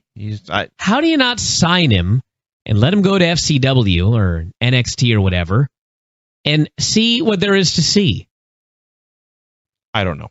They've convinced themselves that he's too old to learn their style. That's the best answer I have for you. I don't know. But more to the point, why do you want your characters, your wrestlers, your stars on TV portrayed on your own program as geeks who are lucky to have jobs? I think the idea is she's a heel. But you're right. It is actually worse in that Jeff was like sheepish and trying to apologize, saying, "You're right, you were there for me." Well, I think that was more Jeff just sarcastically nodding his head at this crazy woman. I actually thought he was really good as reactions. A lot of eye rolling and, dear God, can this please end? So, Jeff Hardy versus Magnus in a Dixieland match for the Impact Heavyweight title. To recap, ladder match with the ladder on the stage and both guys start in a cage in the ring. Now, I've said many, many times over the past 3 weeks that Feast or Fired was the stupidest match of all time. And in some ways it is. But in some ways, this match topped it for sheer stupidity. Mainly, the attempts by Jeff Hardy to kill himself. Oh, yeah. And they were many. So they almost immediately started brawling on the top rope, and Magnus took a flat back bump to the mat, and then Jeff missed a senton. Those both looked like they sucked. Dixie was out there watching from the stage. Ethan Carter came out essentially in his underwear to stand next to his aunt and watch. That was creepy. Oh, by the way, did you mention that when Jeff was talking about his meeting with Dixie, he mentioned that she'd offered him a lifetime deal? I did not mention that. Yeah. Which I guess you can explain that in the storyline, she had actually offered him everything, but after he turned it down, then she had to come out and bury him. So that at least is the explanation of burying him on television. But aside from that, can you imagine being offered a lifetime deal for TNA? Let's think about that for a second. You're going to sign with TNA for the rest of your life. How about no? That was her big mistake. Yeah. She just offered him a 3-year deal. He'd have done whatever she wanted. She threatened a lifetime deal. Yes. Anyway, yeah, this match was like, it was, I don't know if it was just me.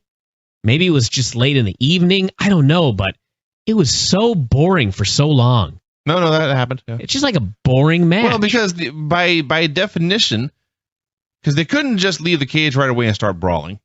Because once they got out of the cage, it's not like they're going to go back into the cage and do spots. And while they were in the cage, they couldn't do any near falls or even teases, That's really. right. That's right. So all they could really do was start to climb and then get pulled down. But then it actually got really stupid. And not just stupid for the destructive reasons, because they started doing spots. First, Magnus went up top. Now, let's think about this. Magnus is standing on the top rope. Jeff Hardy's lying down in the middle of the ring. The only way to win is to climb over the top of this goddamn cage and go get the belt.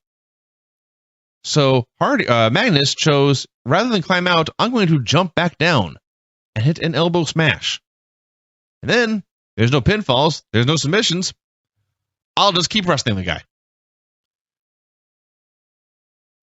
So boy, I thought to myself, that's fucking stupid. Little did I know. Little did you know. Hardy cuts him off. Hardy climbs to the top rope. Hardy climbs to the top of the cage.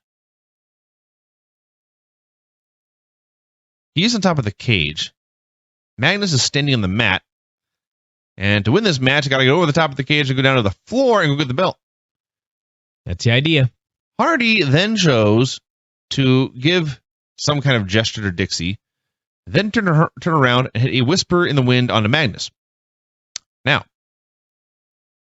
explain why this is stupid from the logic standpoint of why would you turn down a chance to win just to hit a move?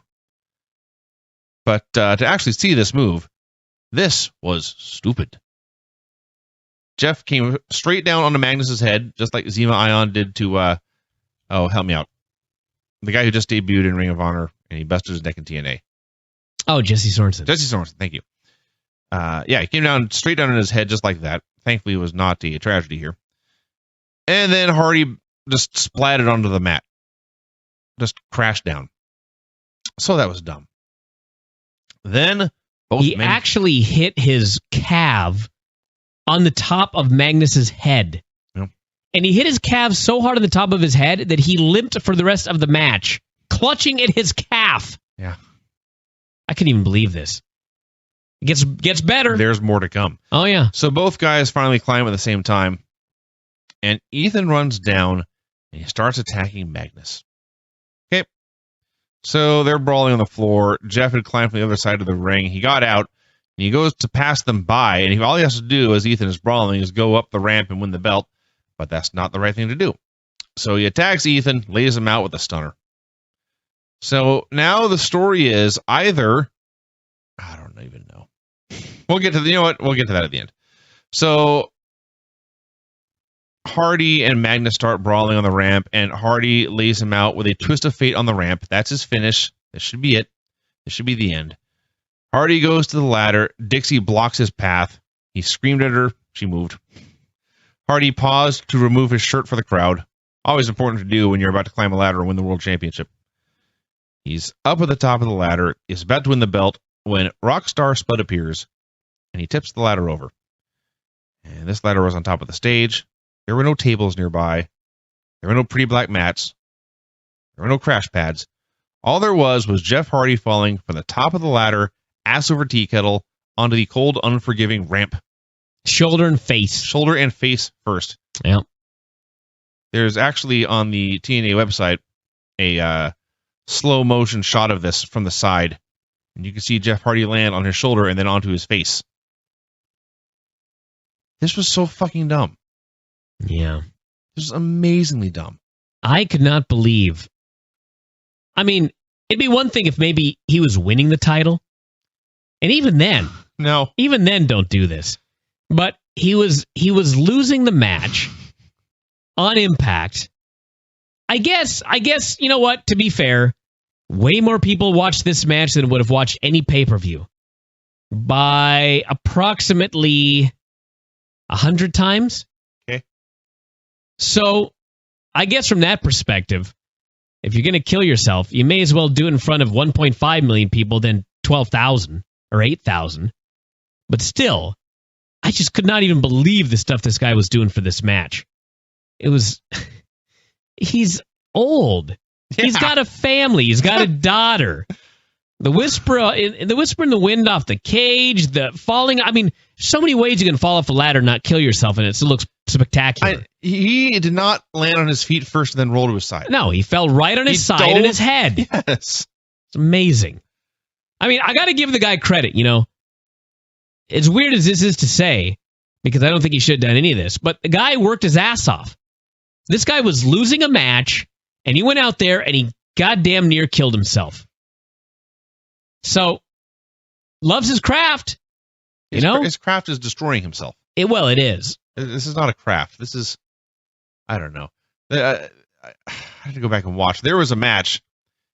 Actually, it may have just been one spot, but I remember a point in when Mick Foley was in WCW, and he went into a match or an angle, and he was legitimately hoping to get a career-ending injury and get his injury settlement and go home. This looked like what Jeff was trying to do here. That's my only explanation. Yeah. So Magnus climbed the ladder. He got the belt and he won, so he's the world champion. And then he climbed down and he celebrated with Dixie and Spud and Ethan. Now, Ethan, you recall, like 5 minutes before, had attacked Magnus and tried to stop him from winning. So were they in on it together the whole time? They just wanted to fool people? I don't know. Were they trying to make Jeff Hardy look bad? Nobody's motivations in the show made any sense. The whole point of the message of the product is we're incompetent and our wrestlers are geeks. And then a man tried to kill himself on TV. Did I miss anything? That about covers it. That is Impact. Well, luckily for you, Lance will like your review. You will not be shouted down. You never know. No, I'm pretty sure. I think this was a bad show. I am going through trying to think of where my Lance might disagree with me, and I'm having trouble. You're going to have a hard time. Yeah. This was, I will say, you know what he probably did like? The fact that there were some matches on the show where men grappled to determine who was better. And when a man lost, he was devastated. The Kurt Angle thing was great. That was one good thing on the show. Yeah. Now, aside from that, this was a rough one. And like I said, I don't know if he's re-signed yet or not, but if he hasn't, AJ Styles could be on Raw Monday. I don't think he will be. I do not want to see that on any internet site that Brian Alvarez reported that AJ Styles will be on Raw Monday. If you report that, I'm going to be very angry at you. He'll kill you. In fact, you know what happened today? I woke up today and somebody close to AJ had emailed me and said, this report is inaccurate. And it was a report from some internet website that said that Brian Alvarez reports that AJ Styles and TNA have re-signed and everything is great. Did you report this? Fuck no. No idea what they were talking about. But it was attributed to me. So again, I don't want to see this tomorrow that I reported that AJ will be on Raw Monday. But, hey, if he hasn't re-signed, he could be on Raw Monday. And they still got 2 more weeks of television with AJ. Maybe 1 more week, I'm not sure. But anyway, he's got at least 1 more week of television. All right, so Rockstar Spud came out. He had wacky, triumphant music with horns blaring and fanfare and all this hullabaloo, in fact. And he introduced Dixie. In the process, he compared her to both Lady Gaga and Santa Claus. Dixie came out, said Magnus was the best champion in company history. Keep in mind, he has had 0 defenses so far. Just won the title last week. Yep. Fans are chanting for AJ. She called Magnus the top man in Dixieland. I kind of like that. That's more information than I needed, I think. So she started talking about a big announcement for next week when Jeff Hardy interrupted. Now, I don't know if they taped this the same night as the ladder match, but he looked beat up all to hell, limping down the ring in complete misery.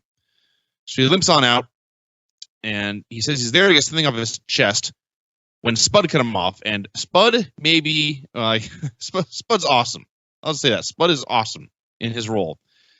So he tears Jeff a new one, this tiny, insignificant little man. He starts screaming at Jeff about how dare you come out here. This is our boss. This is our queen. You will show her the respect she is due.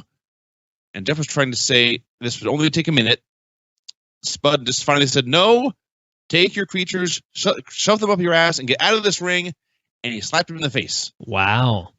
And I thought, well, there's a twist of fate coming here. But no, Jeff just grabbed him and threw him into the corner. He reiterated this would only take a minute when EC3 came barreling down out of nowhere, knocked Hardy out of the ring. Dixie got back in the mic, assured us she was fine, which was awesome since there had been no contact. She started to make her big announcement again when Sting came out. So Sting gets in the ring, and Spud's there, and EC3 is there, and he stares them down, and they both dive out of the ring and abandon Dixie. That was funny.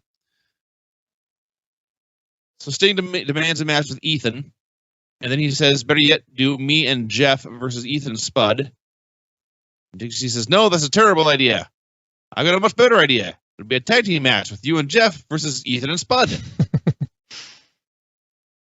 So Spud is awesome. I have no idea why he is Rockstar Spud. There's nothing about him that is Rockstarish anyway, but I love Spud.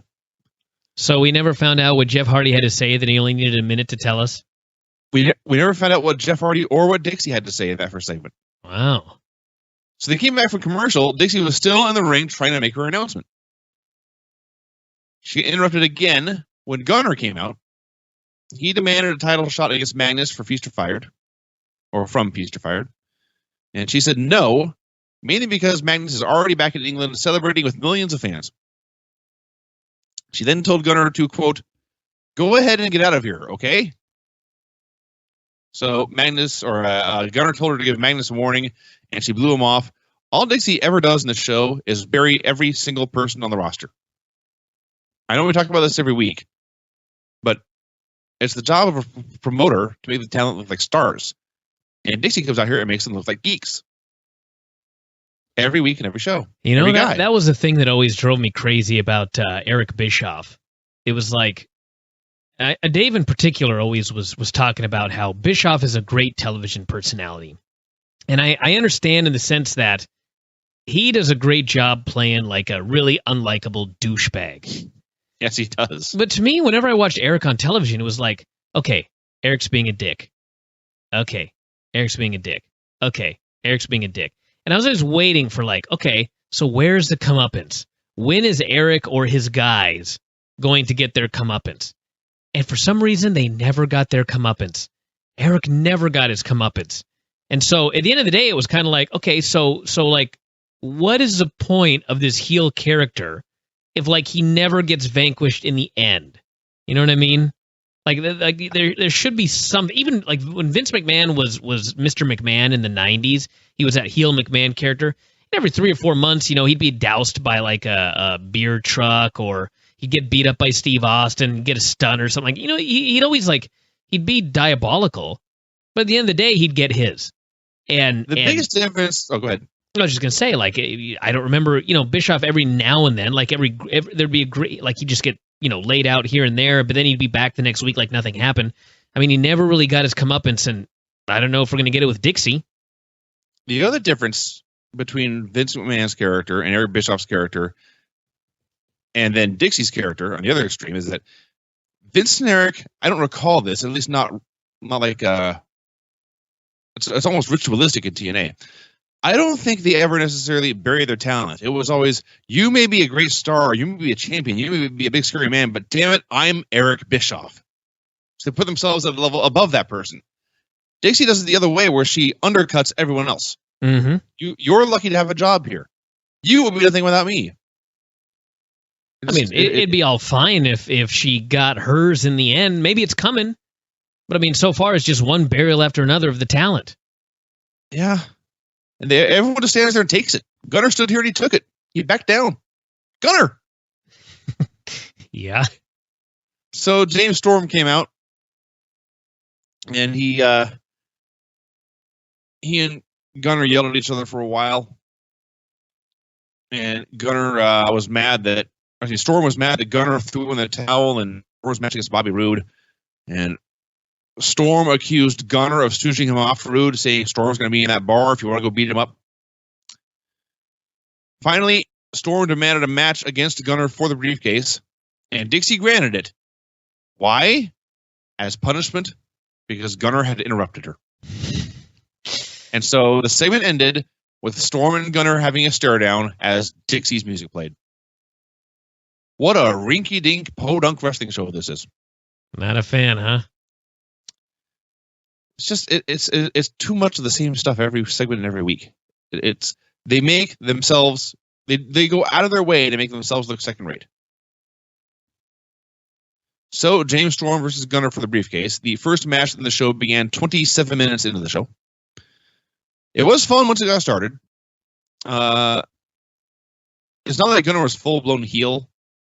But he sold for a while, and he cut Storm off and put on a bunch of chin locks, and then Storm made a comeback. And then they were brawling on the floor, and they got counted out.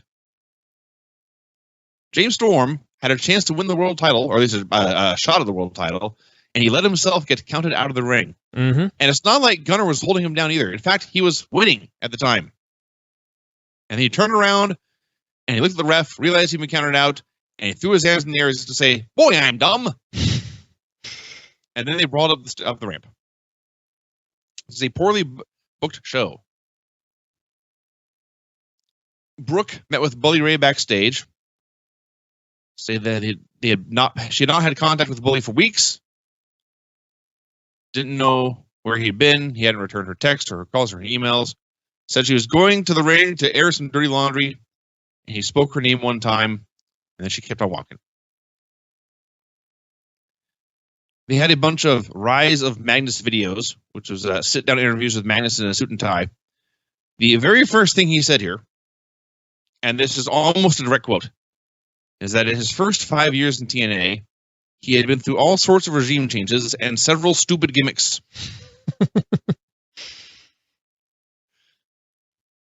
So he talked about being in tag teams, and everyone always said how he would be the future, but he was not going to be put in main events yet because he wasn't ready, brother. Once again, taking a shot at a guy who no longer works for the company. And he said that getting taken out by the Aces and Eights had been the best thing to happen to him because it put him in the spotlight. And that's all he said in this segment. There was more to come. Brooke hit the ring. She was wearing the tightest leather pants I've ever seen in my life, and not once did they show her ass on camera. Classic. Amazing. I was getting ready to go find the show, and now I don't need to bother. Deliberately trying to drive people away. So she said again that she had not spoken to Bully Ray in weeks, so I guess that backstage segment I saw 10 minutes ago was a dream. She refused to take the blame for throwing the hammer to AJ and called the Bully Ray down to the ring. And Bully came out in sunglasses and a hoodie. I think when AJ left the company, he just gave all his gear to Bully. So Bully proceeded to circle the ring and not look at her, just walk slowly in circles around the ring. And she was talking to him. Fans said they wanted Devon. So Brooke was saying that they could fix things. And then she started turning on Ray, called him the weird high school kid with no friends. She said she was done. And she started to walk away, and Ray grabbed her arm. And he cut a promo still without ever looking at her. And said that he was the one who would say things were done. So he did not blame her for screwing things up. After all, he did not keep her around for her brains. Said he kept her around because she had certain uses, but she wasn't even very good at those. And in fact, sometimes he would close his eyes and pretend he was still with Brooke number one. Wow. Yes. Another person no longer with the company. At least that was funny. Yes. Then the scary music returned. Oh, dear God. Yeah. And said he was tempted to pile drive her, but he was not going to. Instead, he was going to use her to spread his message. He talked about how she knew all the evil, horrible things he had done, and he wanted her to tell everyone, and then he took off his sunglasses and looked in their eyes, tell her it's going to get worse. And she left, and Bully Ray now apparently is a Satan worshiper or something. Did you see the thread on the board about Daphne's latest shoot video? I did not know. I said it was interesting because she talks about Eric Bischoff, and she talked about how he was not a very nice guy. And she said, you don't say. She said that whenever he was talking to her about an angle or whatever, she said he would never look at me in the eyes. Really?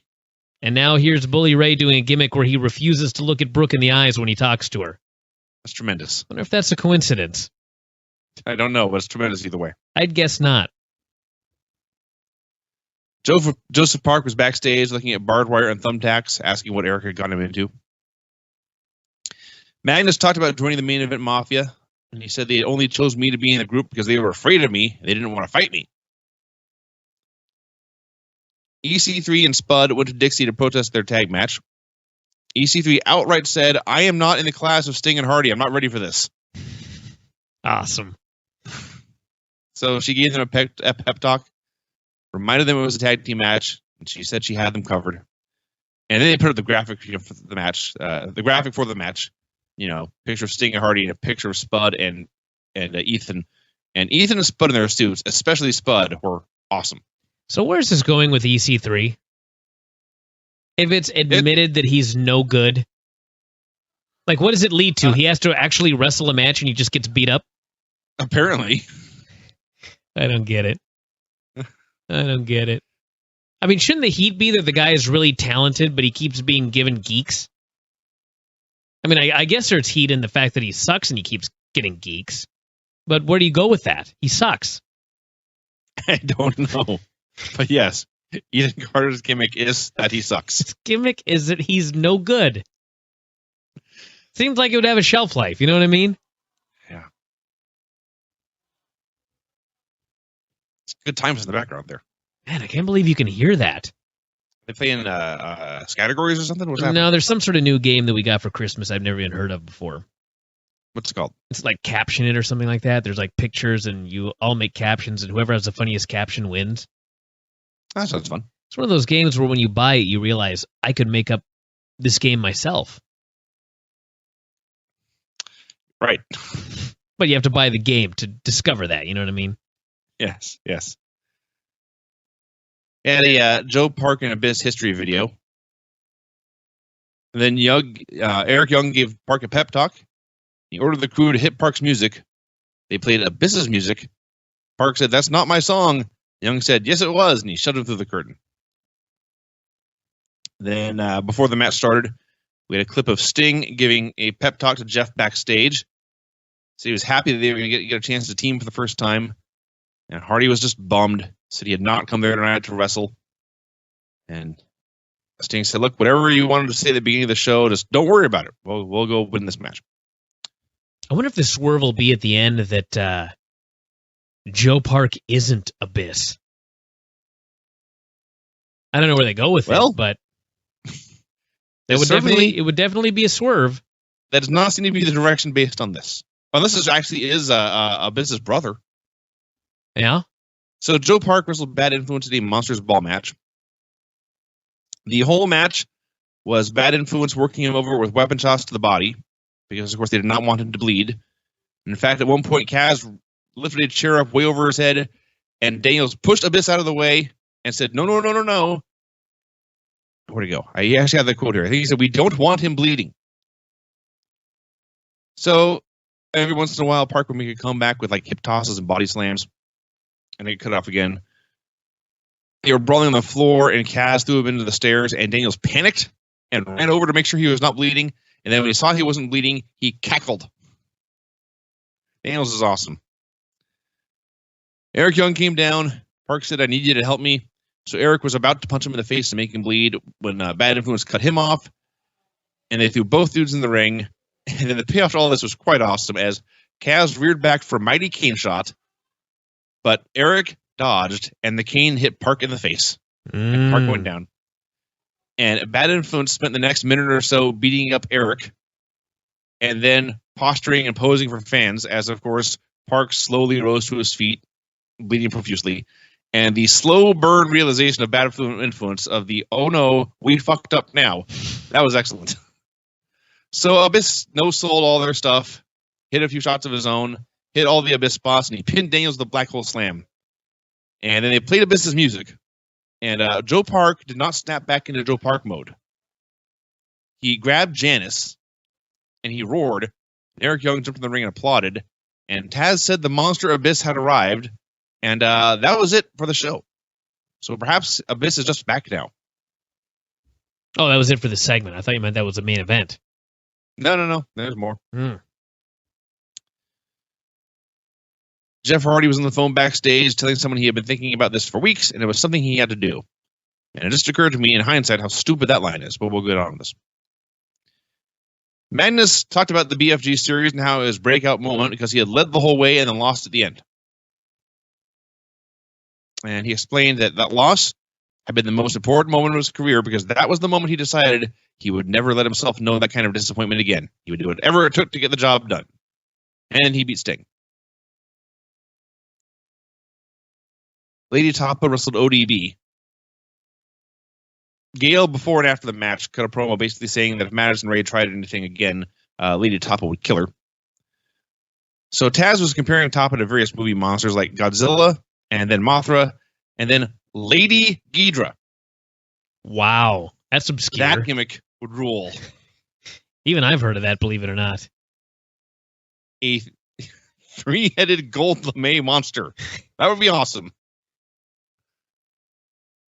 So ODB knows what she's doing in there, and so this is a perfectly acceptable wrestling match.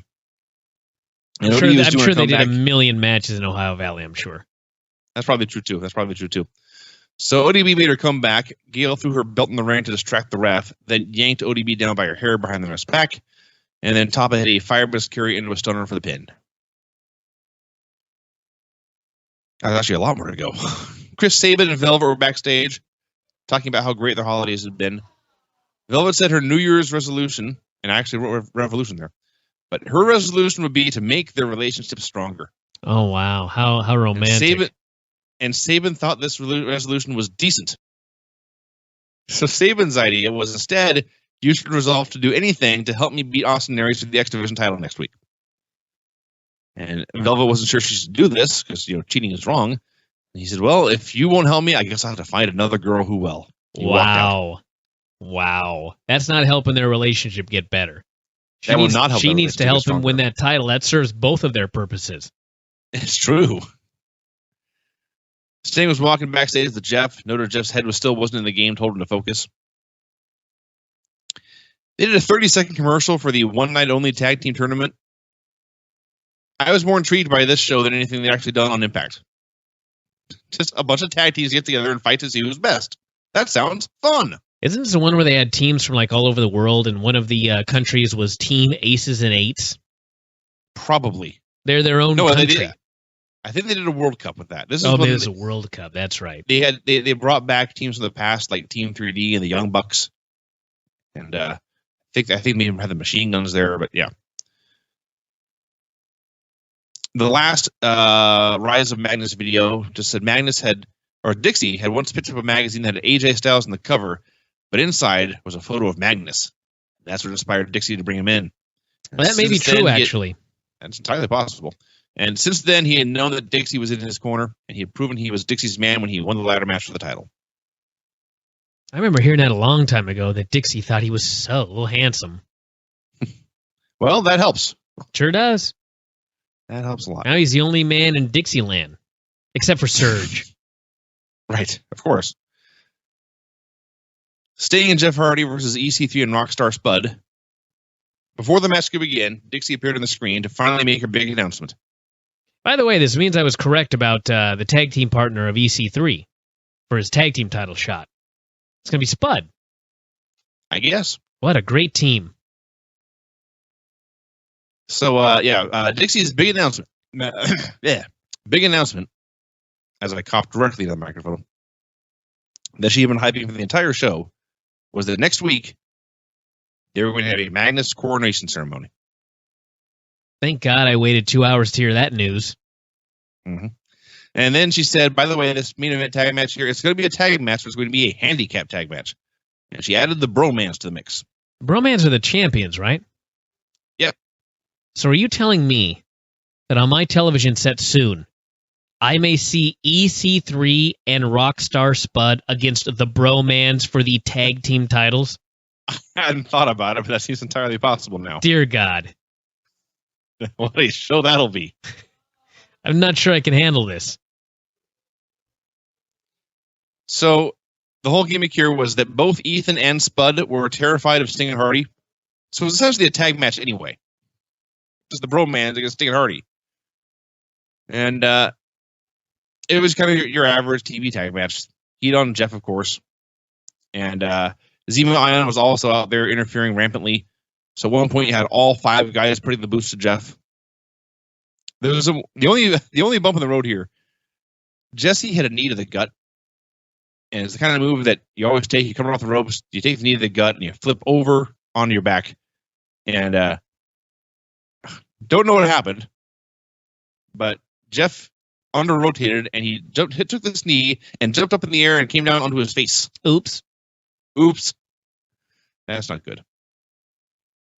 And finally, Sting got the hot tag. Actually, I should preface that. Ethan, of course, only came in when Hardy was taken out and was ripe for the picking. And so he throws Hardy in one corner. He goes to the other. He gives the Sting howl, and he goes for a Stinger splash, but Hardy dodged. And Sting got the hot tag. He ran wild on everyone. There was a bit where Spud was on Sting's back like a koala bear, as Sting was still beating people up. And finally, a lot of chaos and confusion. And then finally, Ethan hit Sting from behind, rolled him up, and pinned him. Wow. So Ethan pinned Sting here in his 4-on-2 match with the help of the World Tag Team Champions. And the Bromans put him on their shoulders and carried him up the ramp, and Ethan's music was playing. All the heels had a party. This is a great... it's a goofy story, but they're doing a great job of telling the story of Ethan, the most successful guy in the world, who has done nothing to actually deserve any of it. Well, when does he learn how to wrestle? I don't know. In storyline. I don't know. I'm fascinated to see where this goes with the Bromans now. Because they just carried him up the ramp, you know what I mean? Is he also going to beg for a tag title shot? Or I guess he can hold on to it for like a year if need be, right? I suppose. I don't know how Feast or Fired works. Nor do I care. So Jeff grabbed a mic. Heels all left. Jeff grabbed a mic. He apologized to Sting for the loss. Said Sting is the one who had inspired him to be a wrestler in the first place. Then he said Dixie's actions had driven him crazy and taken his heart out of the business. He acknowledged that he had destroyed himself last week, which is true. He had lost, but Dixie did not own him.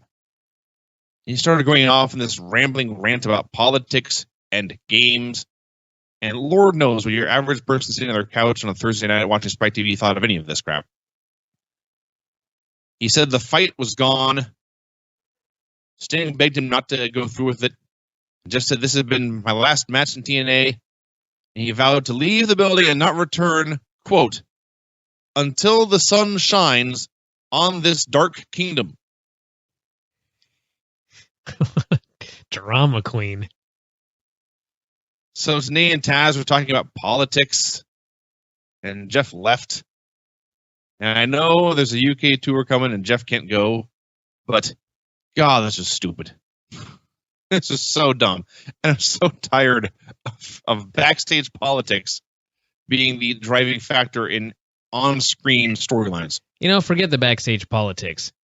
Wouldn't this have been better, this whole story and his entire speech, if EC3, as a result of a 5-on-1 beating, had pinned Jeff? Well, there's that, but also he said he'd been thinking about this for weeks. And if that's the case, why did you take the World Championship shot in that damn ladder match? Well, maybe he thought, this is my chance. I don't know. And I'm just thinking as a storyline, if they would have pinned Jeff, at least we wouldn't be talking about backstage politics. It would be something we just saw in front of our eyes right there in the ring. You know, he tried to win this title shot. He got screwed out of it. And now he goes in there in this tag title match, and she makes it a handicap match. He gets screwed and beaten again. He's had enough. The sun no longer shines in this dark land. Well, it's more important to build heat between Sting and EC3. I see. Apparently. Quite lame, actually. I guess that means Sting's around for a while. It's the end of the year, Vinny. It's the end of the year. This company, you can't have faith in anything. I'm looking back over this. I enjoyed Spud immensely on the show. I enjoyed the Bad Influence Joe Park match. ODB's match was good. There's good stuff on here, but on the whole, just everything in the show just leaves you flat and uninspired. So no AJ on the show. That means he returns next week. And I guess we'll have the title match the week after. Right? Yeah, sure. I mentioned this again, everybody. Can you believe that AJ Styles right now is supposedly a free agent? There are 2 more weeks of television before he drops the title. And he could have been in WWE on television for 2 weeks now. And they've done nothing. Just amazing to me. I mentioned this to Dave, if you didn't listen to the Dave show. You need to go back, everybody, listening to this right now. If you haven't seen this in a while, go back and watch Wrestling with Shadows. Go back and watch that movie, that documentary. And then consider that AJ Styles, who is one of 2 TNA World Heavyweight Champions right now, he is apparently a free agent.